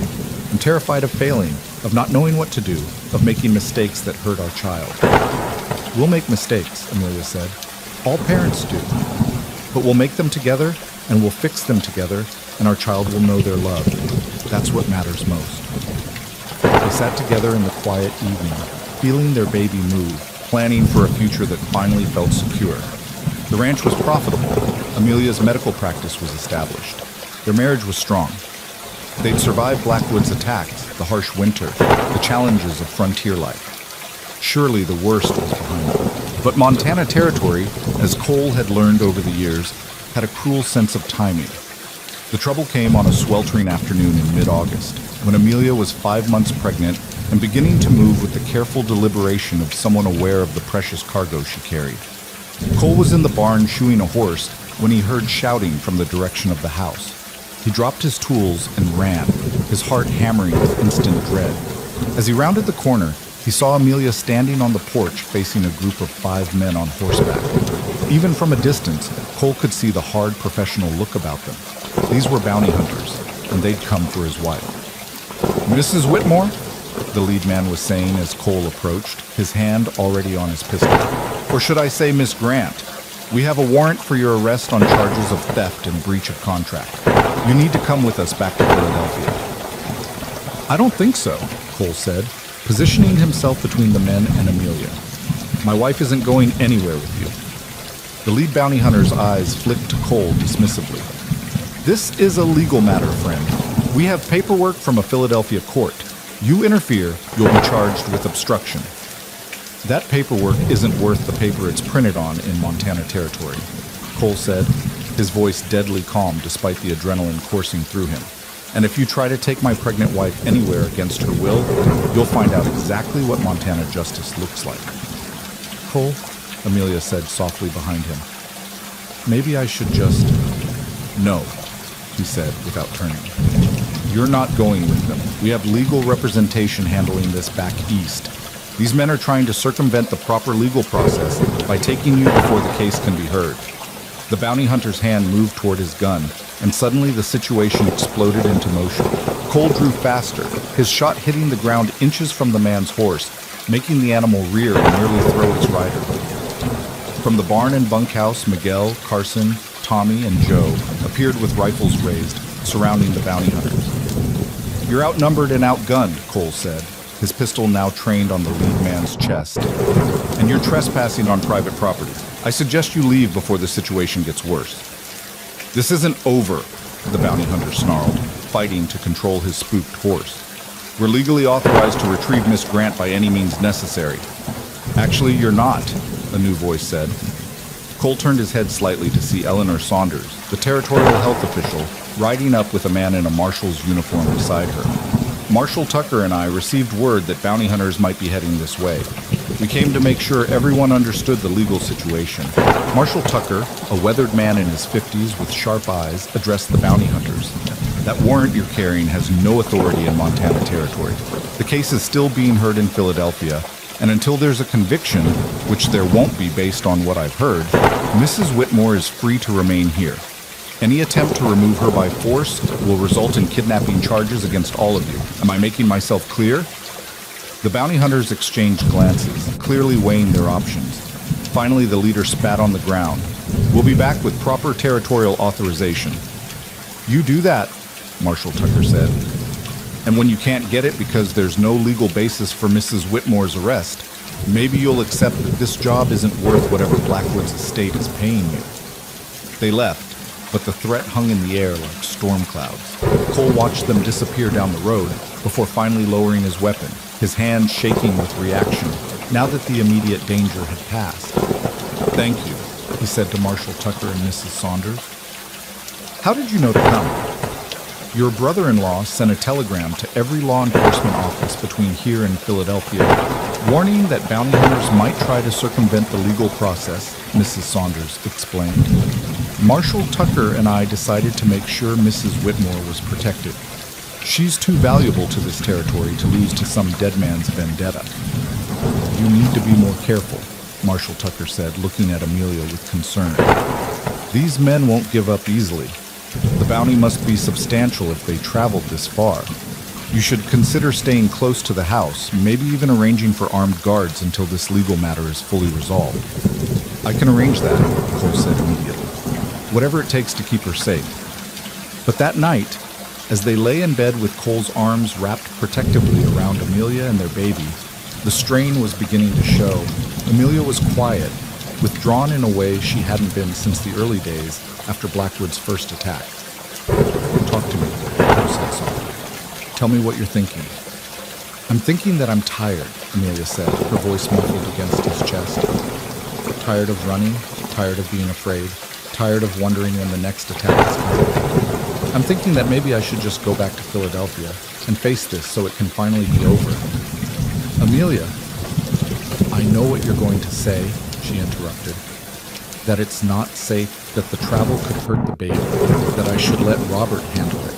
But Cole, I can't live like this. Constantly afraid, constantly looking over my shoulder, knowing that people are getting hurt trying to protect me. That's not living. That's just surviving, and I'm so tired of just surviving. Cole felt his heart break at the defeat in her voice. This woman who'd been so strong, so capable, so determined, she was being worn down by relentless attacks from a man who couldn't even pursue her in person anymore, only through the poison he'd left behind. What if there was another way? Cole asked slowly, an idea forming. What if instead of you going to Philadelphia, we bring Philadelphia here? What do you mean? I mean, we force the issue. We get a territorial judge to hear the case here, with Robert presenting the evidence by proxy or even traveling here to represent you in person. We make them come to us on our ground, where we have the advantage, and you're surrounded by people who will protect you. We turn this from a defensive battle to an offensive one. Amelia pulled back to look at him, hope kindling in her eyes. Can we do that? I don't know, but I'm going to find out. Cole kissed her forehead. You've spent months healing this territory, saving lives, building something important. It's time the territory returned the favor and protected you. Tomorrow, I'm going to talk to Marshal Tucker and everyone else with influence I can find. We're going to end this, Amelia, but we're going to do it here, where you're safe. The next week was a flurry of activity as Cole made good on his promise. He rode to Helena to meet with territorial officials, called in favors from every rancher and businessman he'd ever done good trade with. Even got Mrs. Saunders to write an official letter on Territorial Health Board letterhead, explaining why Amelia's presence was crucial to the medical well-being of the region. The response was overwhelming. People Cole barely knew stepped forward to help, offering testimony about Amelia's character. pledging money for legal fees, volunteering to travel to Philadelphia if needed to support Robert's case. The territory was closing ranks around one of their own, and the message was clear. Amelia Whitmore wasn't going anywhere. Robert's next letter brought the breakthrough they'd been hoping for. The Philadelphia judge, faced with the territorial judge's demands for proper legal process and Robert's mountain of evidence proving Amelia's innocence, had dismissed all charges. The breach of contract claim was thrown out as having no legal basis, and the theft charges were dropped when it became clear Dr. Harrison had gifted those instruments to Amelia. Blackwood's estate was ordered to cease all harassment and pay Robert's legal fee. It was over. Finally, truly over. Amelia cried when Cole read her the letter, great shaking sobs of relief that had been building for months. He held her through it, his own eyes wet, feeling like they'd finally stepped out of a shadow that had been following them since the day they'd met. "It's done," she kept saying. "It's really done. We're free." "We're free," Cole agreed. "No more looking over our shoulders, no more fear. Just us, our baby, and the life we're building together." That evening, they celebrated with their ranch hands and the neighbors who'd stood by them. Martha Henderson brought a cake, Ben brought whiskey, and the Porters arrived with their children to share in the joy. There was music and laughter, and for the first time in months, the Whitmore Ranch felt purely happy, untainted by threat or worry.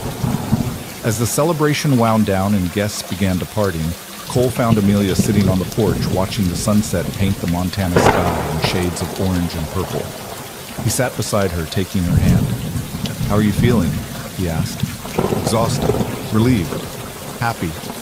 She leaned against his shoulder, "And grateful. For you, for the life we've built, for the people who stood with us. I came here thinking I was running away from my problems, but I actually ran toward the solution. I ran toward home."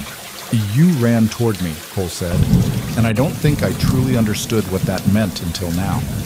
You gave up everything you knew, traveled across the country, married a stranger, all on faith that it would work out.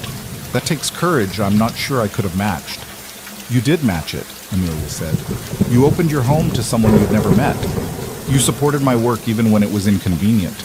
You stood between me and people who wanted to hurt me. You loved me not despite my independence, but because of it. That takes courage too, Cole. Maybe even more courage than what I showed." They sat in comfortable silence as darkness fell, feeling peace settle over them like a blanket. The baby kicked, a strong movement that made Amelia wince and Cole smile. "Active tonight," he observed. "Very active. I think the baby knows we're finally safe, finally free to just be a family." Amelia placed her hand over Cole's where it rested on her belly. "Whatever happens from here, we face it together. No more secrets, no more fear, just partnership." "Just partnership," Cole echoed. "And love. Don't forget love." "How could I forget love?" Amelia asked, turning to kiss him softly. "Love is what brought us here. Love is what kept us fighting. Love is what's going to carry us forward." As summer faded into autumn and Amelia's pregnancy progressed into its final months, the Whitmore Ranch settled into a rhythm that felt sustainable and right. Cole prepared for winter while also preparing for fatherhood, reading books on child rearing that Amelia ordered from back east, converting the smallest upstairs bedroom into a nursery with help from Carson, who proved surprisingly skilled at woodworking. Amelia continued her medical work, but at a reduced pace, training Mrs. Chen to help with basic nursing care so she'd have assistance once the baby came. The clinic had become such an established part of the territory's infrastructure that the territorial government allocated funds to purchase additional supplies and equipment, an official recognition of Amelia's value that made Cole almost as proud as Amelia herself. In October, with Amelia 7 months pregnant and the first snow beginning to dust the mountain peaks, they received a final letter from Robert. He and Sarah had married in Philadelphia and were planning to move west themselves, seeking the same fresh start that Amelia had found. They'd arrive in Montana before winter closed the passes, Robert wrote, hoping to find land near Cole and Amelia where they could establish their own ranch. "Your brother's coming here," Cole said, looking up from the letter. "How do you feel about that?" "Happy," Amelia said without hesitation. "Robert's the only family I have left who matters. Having him close, building our lives in proximity to each other, that sounds wonderful. And Sarah deserves a chance to start over somewhere. Blackwood's ghost can't reach her." Then we'll help them find good land and get established, Cole said. Family looks after family. The words resonated with truth. They'd both come from broken or complicated family situations, but they were building something new together. A family based not on obligation or blood debt, but on choice, on mutual support, on love freely given and gratefully received. November brought serious snow, locking the ranch in winter's embrace. The cattle were brought close, the hay stores were checked and rechecked, the house was weatherproofed against the cold. Amelia, now 8 months pregnant and moving with increasing difficulty, spent most of her time in the house, sewing baby clothes and organizing the nursery with Martha's help. The midwife from Helena, Mrs. Kowalski, arrived in early November as planned and settled into the guest room. She was a stout woman in her 60s with capable hands and a no-nonsense manner that immediately put both Cole and Amelia at ease. "I've delivered over 300 babies," she told them bluntly. "Lost only 2 mothers and 5 infants, and those were all cases with complications that no one could have prevented. Your wife is young, healthy, and has good wide hips. Barring the unexpected, she should have a straightforward delivery." "And if there are complications?" Cole asked, needing to hear the answer even though it terrified him. "Then you're fortunate your wife is medically trained," Mrs. Kowalski said. "Between the 2 of us, we can handle most anything that might arise. Stop worrying, Mr. Whitmore. Worry doesn't help anything. Trust that the women in your life know what we're doing." Cole tried to take that advice to heart as December arrived and Amelia's due date approached. But the fear remained, living in his chest like a physical weight. He'd lost so much already. The thought of losing Amelia, of their child growing up without the mother who'd fought so hard to build a life worth living, it was almost more than he could bear to contemplate. On a frigid morning 2 weeks before Christmas, with snow falling thick outside and the house warm with fires in every room, Amelia woke Cole before dawn with a gentle hand on his shoulder. "It's time," she said calmly. The contractions started about an hour ago. They're still far apart, but this is definitely labor. Cole was out of bed instantly, his heart racing. "I'll get Mrs. Kowalski. Do you need anything? Water? Should you be lying down? Should I... Cole?" Amelia caught his hand, squeezing gently. "Breathe. This is normal. This is natural. Women have been having babies since the beginning of time. I'm going to be fine, and so is our child, but I need you to stay calm and trust the process." He forced himself to breathe, to think clearly instead of panicking. "Right, okay. I'll get the midwife and Martha. I sent word yesterday that we'd need her soon. And I'll heat water and make sure we have everything you might need." "That's perfect," Amelia said, kissing him softly. "I love you. And in a few hours, we're going to meet our baby." What followed was the longest day of Cole's life. He'd thought facing down Blackwood's hired guns had been terrifying, but it was nothing compared to this. Listening to Amelia's labor pains intensify as the day wore on, knowing she was suffering and being helpless to ease it, waiting for the moment when their child would finally arrive and he'd know they'd both survived. Mrs. Kowalski and Martha had taken over the bedroom, both women calm and efficient as they helped Amelia through labor. Cole stayed mostly in the hallway outside, alternately pacing and sitting, occasionally allowed in to hold Amelia's hand during the worst contractions. Each time he saw her face tight with pain, he wanted to take it from her, bear it himself, do anything to ease her suffering. "This is the hardest part," Martha told him during one of his visits, "but she's doing beautifully. Strong contractions, good progress. It won't be much longer now." Cole was in the kitchen when he heard the baby's first cry, a strong, healthy wail that cut through the house and straight into his heart. He was moving before he'd consciously decided to, taking the stairs 2 at a time, bursting into the bedroom to find Amelia propped up against pillows, her face exhausted but radiant, holding a tiny bundle wrapped in blankets. "It's a girl," she said, tears streaming down her face. "Cole, we have a daughter." He moved to the bed as if in a dream, sitting carefully beside Amelia and looking down at the impossibly small face of his child. She had a shock of dark hair and eyes squeezed tight against the light, her tiny fists waving as she cried. "She's perfect," Cole whispered, unable to speak any louder through the emotion choking his throat. "She's absolutely perfect." "Do you want to hold her?" Amelia asked, already shifting to place the baby in his arms. Cole took his daughter with shaking hands, cradling her weight against his chest. She quieted at the contact, crying subsiding to small hiccuping sounds. He stared at her, this person who was part of him and part of Amelia, this new life they'd created together, and felt his entire world realign around this tiny being. "Hello," he said softly. "Hello, little one. I'm your papa, and I promise that I will love you and protect you and do everything in my power to make sure you grow up happy and safe and free to be whoever you want to be." "What should we name her?" Amelia asked, her hand resting on Cole's arm. They'd discussed names but never quite settled on one, wanting to wait until they met their child. Now, looking at this perfect little girl, Cole knew exactly what her name should be. "Grace," he said. "Her name is Grace, because that's what she is. Grace we didn't earn but were given anyway. A gift we didn't deserve but somehow received." "Grace Whitmore," Amelia said, testing the name. "Yes, that's exactly right. That's exactly who she is." They sat together, the three of them, as snow continued to fall outside, and the Montana winter held the world in its frozen embrace. But inside the Whitmore ranch house, there was only warmth, joy, and the fierce love of parents looking at their child for the first time. Cole thought about the journey that had brought them here, from a simple advertisement for a mail-order bride to this moment of perfect fulfillment.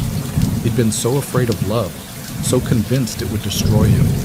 But what he'd learned instead was that love didn't destroy, fear destroyed. Love, real love, built something stronger than any individual could build alone. He looked at his wife, this remarkable woman who'd answered his advertisement and changed his entire life, and then at his daughter, this new person who represented their future and their hope.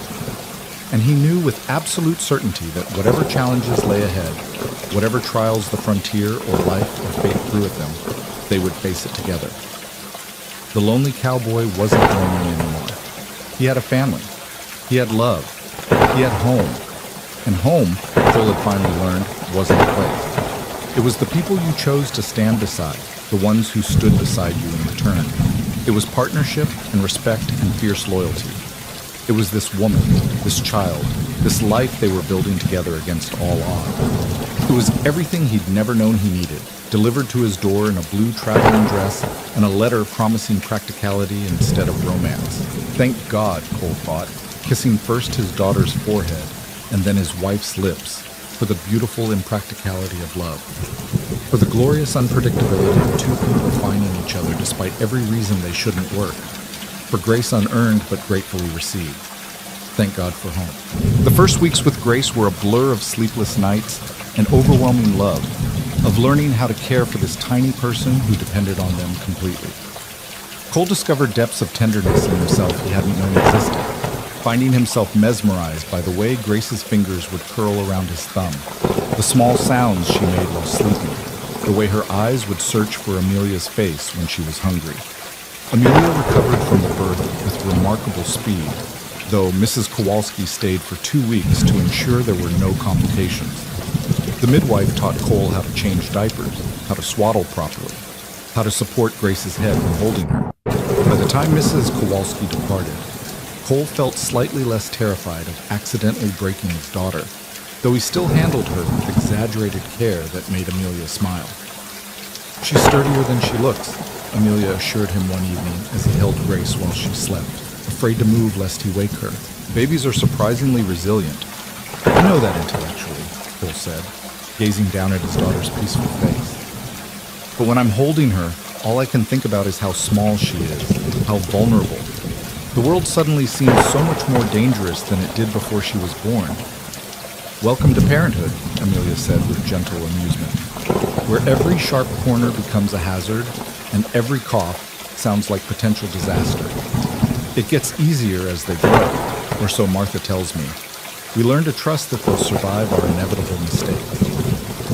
Christmas came quietly that year, celebrated just the three of them with gifts exchanged by the fire while Grace slept in the cradle Carson had built. Cole gave Amelia a medical text she'd mentioned wanting, and she gave him a leather journal for recording ranch business, and, she said pointedly, his thoughts on fatherhood so Grace could someday read about these early days. "I'm not much of a writer," Cole protested. "Then it's fortunate you married someone who can help you find the words," Amelia said, kissing him. Our daughter deserves to know how much she was wanted, how loved she was from the moment we knew she existed. Write it down, Cole. Years from now, when she's grown and we're old, those words will matter. So Cole began writing in the journal, awkward entries at first that gradually became more fluid as he found his voice. He wrote about Grace's first smile, the way she'd grip his finger with surprising strength, the fierce protectiveness that welled up in him every time he looked at her. He wrote about Amelia's transformation into motherhood, how she managed to balance caring for Grace with her medical work, seeing patients in the clinic while Grace napped or feeding their daughter while consulting with patients about their ailments. The winter passed in this cocoon of new family, the harsh weather keeping them close to home and focused on each other. But as January gave way to February and the days began imperceptibly lengthening, the outside world started intruding again with news both good and complicated. Robert and Sarah arrived on a bitter February morning, their wagon loaded with their possessions and their faces showing the wear of a difficult journey. But when Robert saw his sister holding her baby, his weathered expression softened into pure joy. "Amelia," he said, embracing her carefully so as not to jostle Grace. "You look happy. Actually, genuinely happy. I don't think I've seen you like this since before Mother died." "I am happy," Amelia said simply. "Robert, Sarah, meet your niece, Grace." Sarah, who'd been quiet and almost fearful when she'd first visited to warn them about Blackwood, seemed transformed. Marriage to Robert had softened something in her, brought color back to her cheeks and light back to her eyes. She cooed over Grace with the kind of longing that made Amelia exchange meaningful glances with Cole. They stayed in the main house while Cole helped Robert scout for land. Over evening meals, the four adults talked about the future they were building. Robert wanted to start a horse ranch, breeding and training animals for the growing demand as more settlers arrived in Montana. Sarah spoke tentatively about possibly learning medicine from Amelia, wanting to be useful and having nowhere else to direct the intelligence Blackwood had tried so hard to suppress. "I'd be happy to teach you," Amelia said warmly, "and honestly, I could use the help. Between Grace and the number of patients I'm seeing, having someone I trust to assist with basic care would be invaluable." "You'd trust me?" Sarah asked, something vulnerable in her voice. "After everything? After being married to him?" "You were his victim, not his accomplice," Amelia said firmly. "And you risked yourself to warn us, helped Robert clear my name. Of course I trust you. We're family now, Sarah. That means something out here." Over the next weeks, they found Robert and Sarah good land about 3 miles east of the Whitmore Ranch, close enough to help each other, far enough for independence. Cole loaned Robert money to get started and sent Carson and Miguel to help with the initial building. A pattern emerged of shared labor and mutual support, the two families beginning to form the nucleus of a real community. It was during this period of relative peace and productivity that Martha Henderson arrived one morning with news that made everyone go still.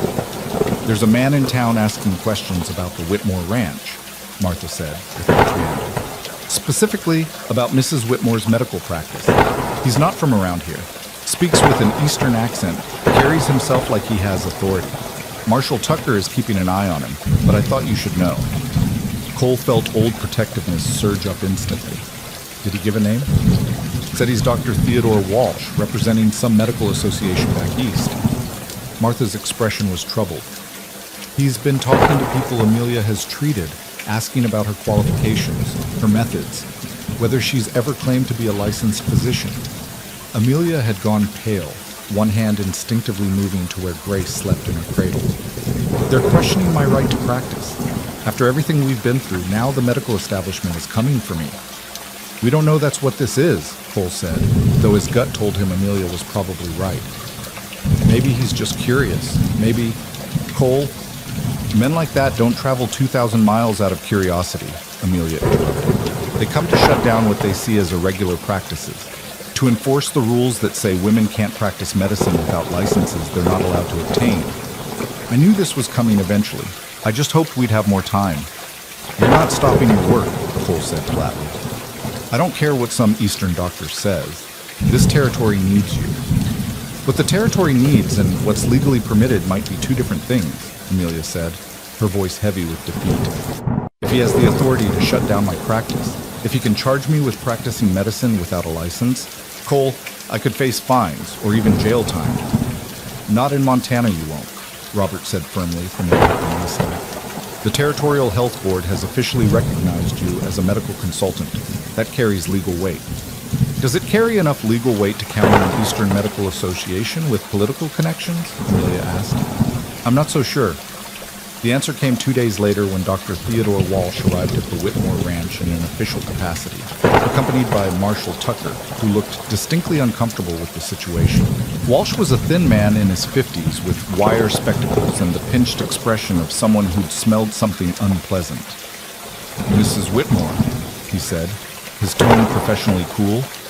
I'm Dr. Theodore Walsh from the American Medical Association. I've been authorized to investigate reports that you've been practicing medicine in Montana Territory without proper credentials. I've been providing medical care as a trained physician's assistant, Amelia corrected, her chin raised defiantly, even as Cole saw her hands trembling.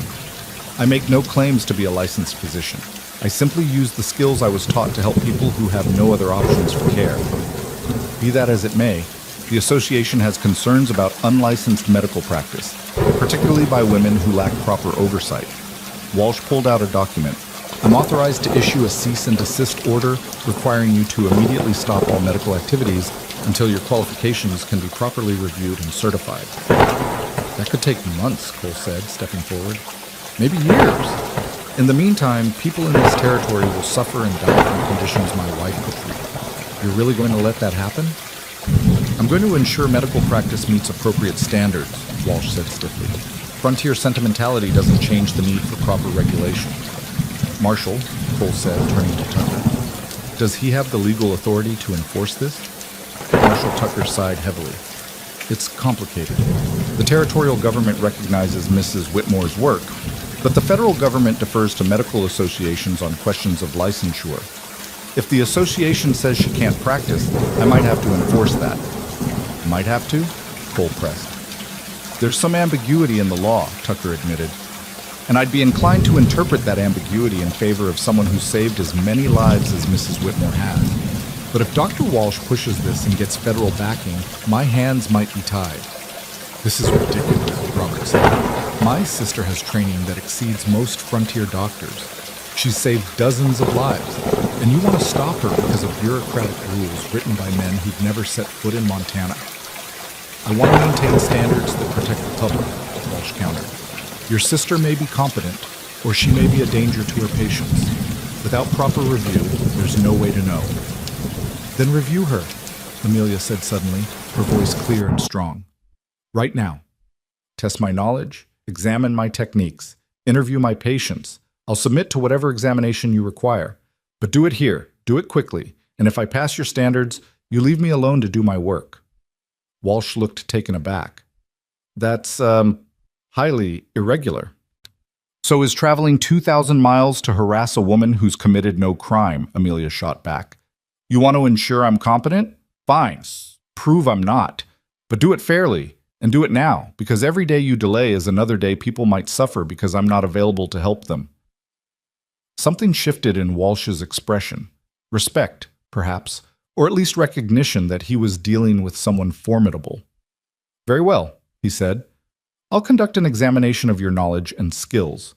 If you demonstrate sufficient competency, I'll recommend to the association that you be granted a provisional license to practice in Montana Territory under supervision. Whose supervision? Cole asked, suspiciously. Mine, for the duration of my stay in the territory, Walsh said, which will be approximately 2 weeks. If Mrs. Whitmore performs adequately during that time, I'll support her application for full licensure as a frontier medical practitioner, a new classification the association is considering for isolated areas where traditional licensing is impractical. It wasn't ideal, but it was better than an outright prohibition. Amelia agreed immediately, and for the next 2 weeks, Dr. Walsh became an unwelcome fixture around the Whitmore Ranch.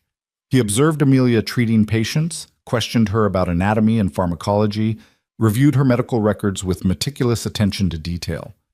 Cole watched it all with barely suppressed fury, hating the way Walsh treated his wife like a student being examined rather than a professional with years of experience.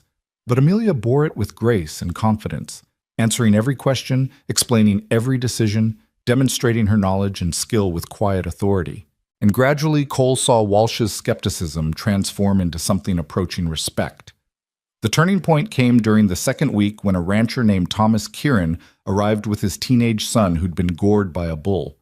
The boy's abdomen was torn open, his intestines visible, blood soaking through the makeshift bandages his father had applied. It was the kind of injury that would be challenging for any doctor, even in a well-equipped hospital. "He needs surgery immediately, or he'll die," Amelia said after one look. "Dr. Walsh, you're welcome to assist or observe, but I need to operate now." Walsh hesitated only a moment before nodding. "I'll assist. Tell me what you need." What followed was 2 hours of intense surgical work, Amelia's hands moving with absolute precision as she repaired damaged intestines, cleaned the abdominal cavity, and carefully closed the wound in layers. Walsh assisted competently, but even he couldn't hide his admiration for Amelia's technique, her anatomical knowledge, her calm focus under pressure. When it was over and the boy was resting comfortably with his father hovering nearby, Walsh cleaned his instruments in thoughtful silence. Finally, he spoke. "That was exceptional work, Mrs. Whitmore. I've seen trained surgeons in Philadelphia hospitals who couldn't have done better. Where did you learn abdominal surgery?" "Dr. Harrison believed in teaching by doing," Amelia said, exhaustion evident in her voice now that the crisis had passed. "He had me assist with increasingly complex procedures over my 6 years with him. He said the frontier would need doctors willing to handle anything, and he wanted to prepare me for that reality. He prepared you well." Walsh removed his glasses, cleaning them with a cloth. "Mrs. Whitmore, I came here expecting to find a dabbler, possibly even a charlatan taking advantage of desperate people. Instead, I found a medical practitioner with skills that would be valuable anywhere and are absolutely essential here. I'm going to recommend not just provisional licensure, but full recognition as a frontier medical practitioner with surgical privileges. You've more than earned it." The relief that washed over Amelia's face made Cole's chest tight. "Thank you," she said quietly. "Thank you for being willing to see past your initial assumptions." "Thank you for proving me wrong," Walsh said. "It's a rare pleasure to be so thoroughly mistaken." True to his word, Dr. Walsh departed 2 days later with a glowing report recommending Amelia's full licensure. The official documentation arrived 6 weeks later, a certificate recognizing Amelia Whitmore as a licensed frontier medical practitioner authorized to practice general medicine and surgery throughout Montana Territory. "You did it," Cole said, looking at the certificate with fierce pride. "You're official now, legal, recognized." "We did it," Amelia corrected, pulling him close. "Every step of this journey, you've been beside me, supporting my work, defending my right to practice, believing in me when others didn't. This isn't just my achievement, Cole. It's ours." Spring arrived in earnest, bringing with it the rebirth of the land and a sense of new beginnings. Grace was 4 months old now, starting to smile and laugh, her personality emerging in ways that delighted both her parents. Robert and Sarah's ranch was taking shape, their house built, and their first horses purchased. The community that had rallied to protect Amelia now rallied to help the new ranch get established, everyone contributing labor or materials or advice. It was during a community gathering in late April, a celebration of Robert and Sarah's house raising, that Cole found himself standing on the porch of the new building, looking out over the assembled neighbors and feeling something profound settle in his chest. This was what his parents had dreamed of when they dragged him west all those years ago. Not just a successful ranch, but a real community built on mutual support and shared values. People working together, protecting each other, celebrating each other's victories, and supporting each other through trials. His father would have loved this, Cole thought. His mother, too. Amelia came to stand beside him, Grace sleeping against her shoulder. "What are you thinking about?" she asked. "My parents," Cole said, "about how they'd be proud of what we've built here. Not just the ranch, but this," he gestured at the gathering, "all of this. Family, community, connection. It's what they wanted but didn't live long enough to see." "They'd be proud of you," Amelia said softly.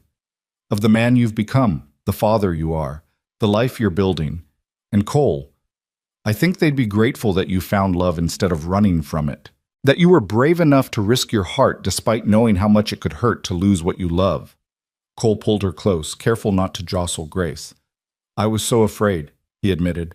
When I placed that advertisement, I was trying to find safety and practicality. I thought I could have partnership without risk, companionship without vulnerability.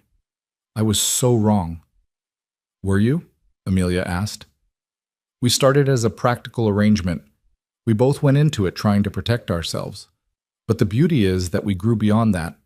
We chose each other again and again, not because we were obligated to, but because we wanted to. I choose you every day, Cole said. Every single day, I wake up and choose you, choose this, choose us. That's what makes it real. I choose you too, Amelia said, standing on her toes to kiss him. Every day, every moment, for the rest of our lives. The celebration continued into the evening, with music and food and laughter that echoed across the Montana landscape. Cole held his daughter while Amelia danced with her brother, watching the joy on both their faces and feeling his heart so full it almost hurt. This was happiness, he realized, not the absence of pain or fear or challenge, but the presence of love strong enough to weather those storms. As summer approached, bringing with it the busy season of ranch work and medical calls, Cole and Amelia settled into a rhythm that felt sustainable and right. They'd learned how to balance their various responsibilities: ranch, medical practice, parenting, marriage. Not perfectly, but well enough. There were still hard days, still moments of stress or disagreement or exhaustion.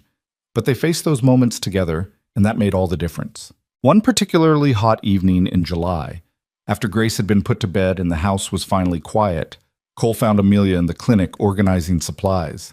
He leaned against the doorframe just watching her work, the way her hands moved with practiced efficiency, the small furrow between her brows when she was concentrating, the way she'd tuck a strand of hair behind her ear absently. "What?" she asked, catching him staring. "Just thinking about how far we've come," Cole said. "A year and a half ago, I was standing on that porch watching for the stagecoach, nervous about meeting the woman I'd agreed to marry sight unseen. I thought I knew what I was getting, a practical arrangement, a business partnership. I had no idea I was about to meet the love of my life." Amelia's eyes softened. "I was terrified on that stagecoach," she admitted. "Terrified I'd made a terrible mistake, that I'd traded one trap for another. When I stepped off and saw you standing there, so serious and guarded, I almost got back on and rode away." "What stopped you?" Cole asked, curious. He'd never heard this before. "Your eyes," Amelia said simply. "When my trunk spilled and you saw the medical books, your eyes lit up. Not with judgment or dismissal, but with recognition, understanding. I saw in that moment that maybe you'd see me as more than just a wife. And I thought maybe, just maybe, this could work." "It more than worked," Cole said, moving into the clinic and pulling her into his arms. "It exceeded every hope I didn't know I had." They stood together in the quiet clinic, holding each other as the Montana night settled around them, and Cole thought about the journey that had brought them to this moment. All the fear and risk, the danger and triumph, the ways they'd been tested and the ways they'd grown. Every challenge had made them stronger. Every trial had deepened their bond. In late August, word came that the territorial government was establishing an official medical board to oversee healthcare across Montana, and Amelia was invited to serve as one of its founding members. It was recognition beyond anything she'd dared dream, not just permission to practice, but a voice in shaping policy for the entire territory. "You have to accept," Cole said when she showed him the letter. "This is history, Amelia. You'll be helping build the framework for medicine in Montana for generations to come." "It will mean travel to Helena several times a year," Amelia said. "Meetings, consultations, time away from home." "Then we'll manage," Cole said firmly. "Grace and I will be fine for a few days at a time, and the work you'll be doing is too important to pass up. You know that." Amelia accepted the position, and over the following months she began attending meetings in Helena, consulting with other medical professionals, helping draft standards for medical practice across the territory. Each time she returned home, she'd share stories of the work they were doing, establishing protocols for midwifery, creating a system for distributing medical supplies to remote areas, training local people in basic health care. "We're building something that will outlast us," she told Cole one evening as they reviewed her notes from the latest meeting. "Creating infrastructure that will help people for decades. It's extraordinary to be part of that." "You're extraordinary," Cole said. You came here as a mail-order bride running from danger. Now you're shaping territorial policy and saving lives on a scale you never could have managed in Boston. You've built something remarkable, Amelia. We've built it, she corrected, as she always did. None of this would have been possible without your support. As autumn painted the landscape in shades of gold and red, the Whitmore Ranch prepared for another winter. But this year felt different from the last, less anxious, more confident. They'd proven they could survive Montana's harsh seasons. They'd faced external threats and emerged stronger. They'd built a life that was both challenging and deeply fulfilling. Grace was nearly a year old now, pulling herself up on furniture and taking tentative steps while holding on to adult hands. Watching her grow, seeing pieces of both himself and Amelia in their daughter's personality, filled Cole with a contentment so profound it sometimes brought tears to his eyes. On a crisp October morning, Cole was working in the barn when he heard Grace's excited babbling from the house. He set down his tools and headed inside to find Amelia sitting on the floor with their daughter, both of them laughing as Grace took wobbling steps between her mother's hands and the sofa. "She's almost walking on her own," Amelia said, her face glowing with pride. "Watch, Grace, come to Mama." Grace let go of the sofa, standing independently for a moment before taking 3 lurching steps toward Amelia and falling into her mother's arms with triumphant squeals. Cole felt his heart expand impossibly larger, filled with love for these 2 people who'd become his entire world. "She's going to be walking everywhere before we know it," he said, sitting down beside them, then running, then causing all kinds of trouble. "Good," Amelia said, kissing Grace's dark hair. "Let her cause trouble. Let her be bold and curious and adventurous. Let her know that her parents will support her no matter what she chooses to do with her life." "Even if she wants to be a doctor like her mother?" Cole asked. "Especially if she wants to be a doctor," Amelia said firmly, "though I hope by the time she's grown, it won't be the fight for women that it was for me. I hope we're building a world where her gender doesn't limit her opportunities." "We're trying," Cole said. "Every time someone sees you succeeding, sees you saving lives and contributing to the territory, we're changing minds. Grace will grow up in a world you're helping create." That evening, after Grace was asleep and they were sitting by the fire as had become their cherished routine, Amelia placed Cole's hand on her stomach with a small smile. "I have something to tell you," she said. "We're going to have another baby. I'm about 2 months along." Joy surged through Cole, mixed with the inevitable flash of fear that came with any pregnancy after having experienced childbirth once. "You're sure you're feeling all right?" "I'm sure, and I'm fine," Amelia assured him. "A little tired, some morning sickness, but nothing concerning. And before you start worrying, yes, I'll be careful. Yes, I'll reduce my workload as the pregnancy progresses. Yes, I remember everything I learned with Grace. We know how to do this now, Cole." "We do," Cole agreed, pulling her close. "We're going to be parents again. Grace is going to be a big sister." "Are you happy?" Amelia asked, searching his face. "I'm terrified and thrilled in equal measure," Cole said honestly. "Just like last time. But yes, I'm happy. Our family is growing, Amelia. We're building exactly the life I never knew I wanted." They sat together planning for the future, where they'd put another cradle, how they'd manage 2 children, what names they might consider. The conversation was easy, comfortable, full of hope and affection. This was partnership, Cole thought. This was love. Not the all-consuming attachment that had destroyed his mother, but a love that enhanced both their lives while leaving them intact as individuals. Winter arrived right on schedule, bringing snow and cold, but no longer bringing the fear that had accompanied previous winters.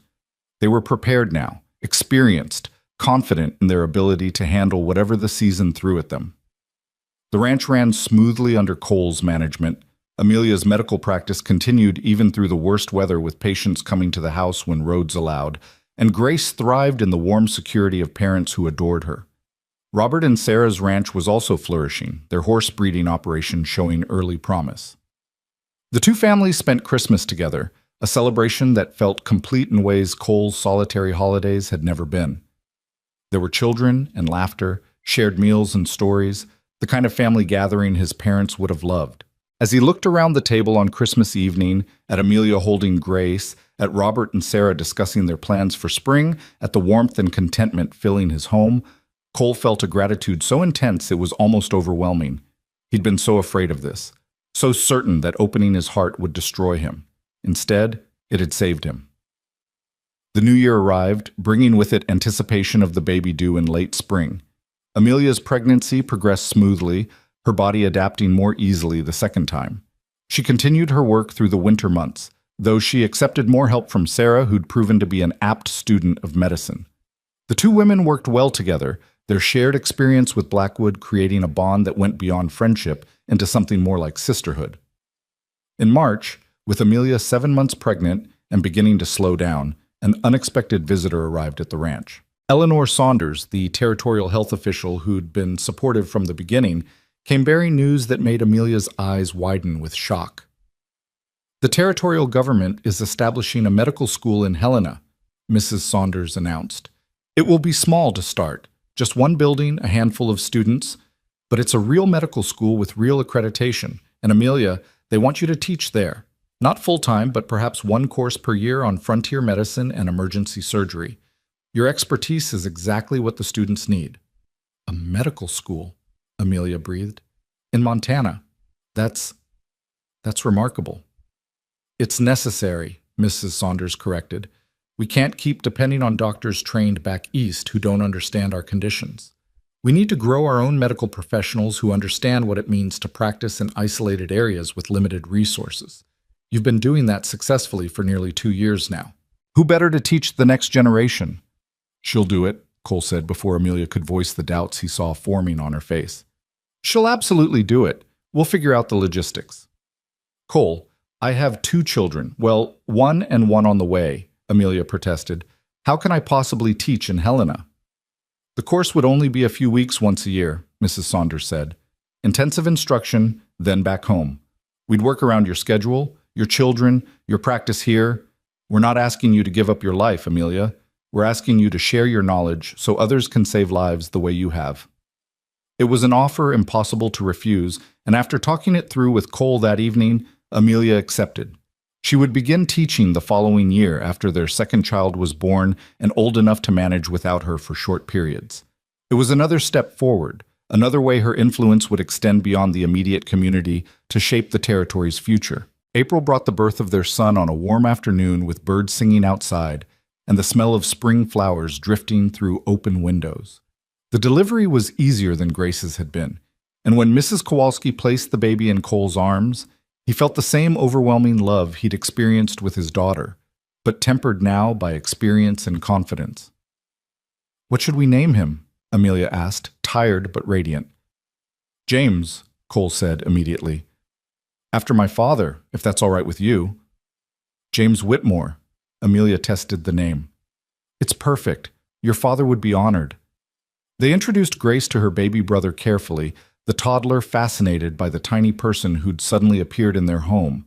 She patted his head gently, saying, "Baby," with proud importance, already taking her role as big sister seriously. The ranch house that had once seemed too large for one lonely cowboy now felt perfectly sized for a growing family. Cole would wake in the mornings to the sound of children, to Amelia's voice singing softly as she nursed James, to Grace's excited chatter as she played with her toys. The silence he'd once lived in had been replaced with the beautiful chaos of family life, and he wouldn't have changed it for anything. As summer arrived and James thrived, Cole found himself reflecting on the journey that had brought them here. It had been just over 2 years since Amelia stepped off that stagecoach, 2 years that had contained more change, more challenge, more growth than some people experienced in a lifetime. They'd faced down threats, survived a harsh frontier, built successful enterprises, created a family. And through it all, the partnership they'd started with had deepened into a love that felt unshakable. One evening in late June, Cole and Amelia sat on the porch watching the sunset while their children slept inside. The land stretched before them, golden in the dying light, peaceful and productive. From the barn came the sounds of the ranch hands finishing evening chores. From Robert's place in the distance came the faint sound of horses whinnying. "Do you ever regret it?" Cole asked suddenly. "Answering that advertisement? Coming here instead of staying in Boston and fighting for your place there?" Amelia was quiet for a moment, considering the question seriously. "No," she said finally. "Never." Boston was suffocating me. The restrictions, the expectations, the constant battle against people who thought women had no place in medicine. Here, I've built something that would have been impossible there. I'm not just practicing medicine, I'm teaching it, shaping policy, influencing how an entire territory approaches healthcare. I have a family I adore, work that fulfills me, and a community that values me for who I am rather than tolerating me despite it. How could I regret any of that? Even the hard parts, Cole pressed, Blackwood, the bounty hunters, the danger? Even those, Amelia confirmed, because they proved what we were capable of together. They showed us that our partnership could withstand real pressure, real threat. And emerging from those trials intact made everything sweeter. She took his hand, squeezing gently. What about you? Do you regret placing that advertisement, looking for a practical wife instead of letting yourself hope for love? I regret the fear that made me think practicality was safer than feeling, Cole said honestly. I wasted years being afraid of what my parents had, thinking it would destroy me the way I believed it destroyed my mother. But I don't regret the advertisement itself, because it brought you to me. And I don't even really regret starting as a practical arrangement, because it gave us space to grow into something real without the pressure of romantic expectations. We built our love on mutual respect and genuine partnership. That foundation has held up through everything. It has, Amelia agreed, and it will continue to hold. Whatever comes next, and I'm sure life has more surprises in store for us, we'll face it the way we've faced everything else, together. As autumn approached and the ranch prepared for another harvest season, Cole found himself thinking about legacy. What would they leave behind when they were gone? The ranch, certainly, which James or Grace might someday choose to run. Amelia's medical practice and teaching, which would continue benefiting people long after she retired. But more than that, they were leaving an example, a model of partnership and mutual respect, of two people building something greater together than either could have built alone. He wrote about this in the journal Amelia had given him, filling pages with observations and hopes and love letters to his children that they'd read someday. He wanted them to know how much they were cherished, how carefully their parents had built a life worth living, how love had transformed fear into courage and loneliness into fullness. One particularly beautiful October afternoon, Cole took Grace riding with him for the first time. The 3-year-old sitting in front of him on his horse and chattering excitedly about everything she saw. They rode up to a ridge overlooking the ranch, the place where Cole often went to think and to appreciate the scope of what they'd built. That's our home, he told Grace, pointing at the ranch spread out below. That's where Mama takes care of people who are sick, where your baby brother is sleeping, where we all live together as a family. Home, Grace repeated, the word clear and confident. We love home. We do love home, Cole agreed, emotion tightening his throat. And home loves us back.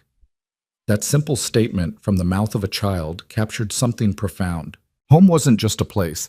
It was love made tangible, security made real, the physical manifestation of everything they'd built together. And Grace understood that instinctively, knew in her bones that she was loved and safe and valued. That evening, as Cole helped Amelia with the children's bedtime routine, he felt a contentment so deep it almost frightened him. Was it possible to be this happy? Was it safe to feel this fulfilled, or was he tempting fate by acknowledging it? But as he watched Amelia kiss James goodnight and tuck Grace into bed, as he listened to her read a bedtime story in the voice their daughter loved, he realized that fear no longer had power over him. He'd been tested and hadn't broken. He'd loved deeply and hadn't been destroyed. He'd built a life worth living and it hadn't been taken from him. The Montana Territory stretched vast and beautiful around them, still harsh, still unforgiving, but no longer lonely. Cole Whitmore, who'd once been so isolated he'd placed an advertisement for companionship, now had more family and community than he'd ever imagined possible. And at the center of it all was the woman who'd answered that advertisement. The physician's assistant in a blue traveling dress who'd seen potential where he'd only offered practicality.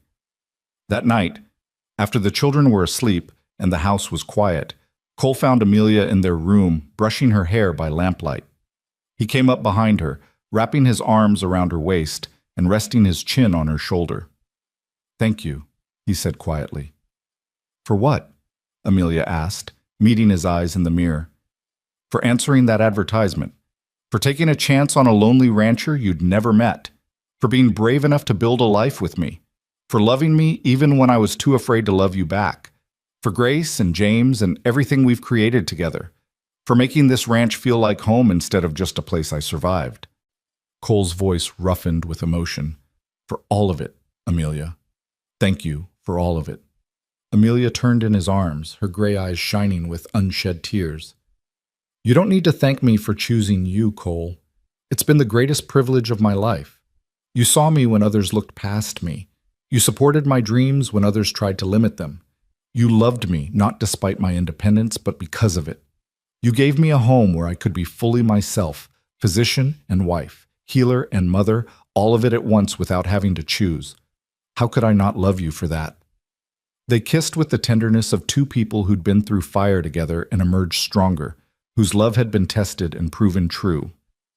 When they finally drew apart, Cole rested his forehead against hers. I used to be so afraid of this, he admitted, of loving someone so much that losing them would destroy me.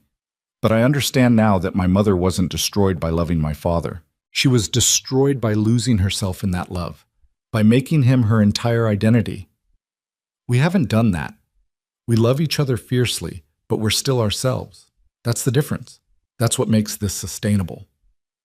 We enhance each other without consuming each other, Amelia agreed. We're partners who make each other stronger while remaining whole as individuals. That's what real love looks like, Cole.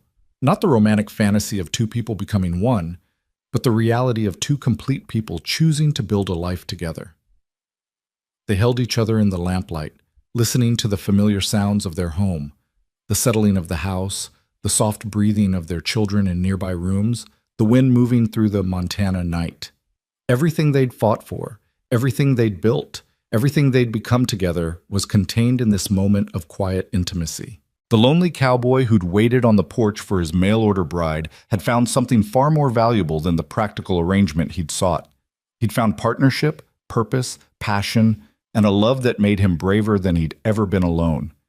He'd found home in a woman's arms, in children's laughter, in a community that valued what they'd built together. And as Cole lay in bed that night with Amelia sleeping beside him, her hand resting over his heart, he thought about how far they'd traveled from that first awkward meeting. They'd survived threats and trials that should have broken them. They'd built something extraordinary from a simple advertisement and a leap of faith. They'd created a family, a legacy, a life worth celebrating. Montana territory was still harsh, still unforgiving, still demanding everything from those who chose to make it home. But Cole and Amelia Whitmore had proven they could not only survive but thrive in this beautiful, brutal land. Their ranch would stand for generations. Their children would grow strong and capable. The medical practice and teaching Amelia had established would continue saving lives long after they were gone. But more than any of that, they'd proven that love, real love, the kind built on respect and partnership and choosing each other every day, could flourish even in the harshest conditions. That two people could find each other against impossible odds and build something that lasted. That home wasn't a place you were born, but something you created with the people you loved. The story that had begun with a simple advertisement and a desperate woman seeking escape had transformed into something far greater, a testament to courage, resilience, and the transformative power of love freely given and gratefully received. And as the Montana stars wheeled overhead and the land slept beneath them, Cole Whitmore finally understood the truth his heart had known from the moment Amelia stepped off that stagecoach. Home wasn't this ranch, these buildings, this land he'd worked so hard to claim and keep. Home was her. Home was them. Home was the life they'd built together, the family they'd created, the love that had grown from practical beginnings into something that would last as long as they both drew breath. And in the quiet darkness, holding the woman who'd answered his advertisement and changed his entire world, Cole whispered the words that had become his truth. Home isn't this ranch, Amelia. It never was. Home is you. Home is us. Home is wherever we are together. And I'm finally home. In her sleep, Amelia smiled and nestled closer, her body knowing what her sleeping mind couldn't acknowledge. That she was exactly where she belonged, with exactly who she belonged with, building exactly the life she'd come west hoping to find. They'd both been seeking safety and practicality, protection from the pain of loving too deeply. Instead, they'd found something infinitely more valuable: the courage to love fully, the strength to be vulnerable, and the wisdom to know that true partnership enhanced rather than diminished the individuals within it. The lonely cowboy wasn't lonely anymore, and the woman who'd run from one nightmare had awakened to a dream she hadn't known she was allowed to have. Together, they'd built a life, a family, a legacy that would echo through the Montana territory for generations to come.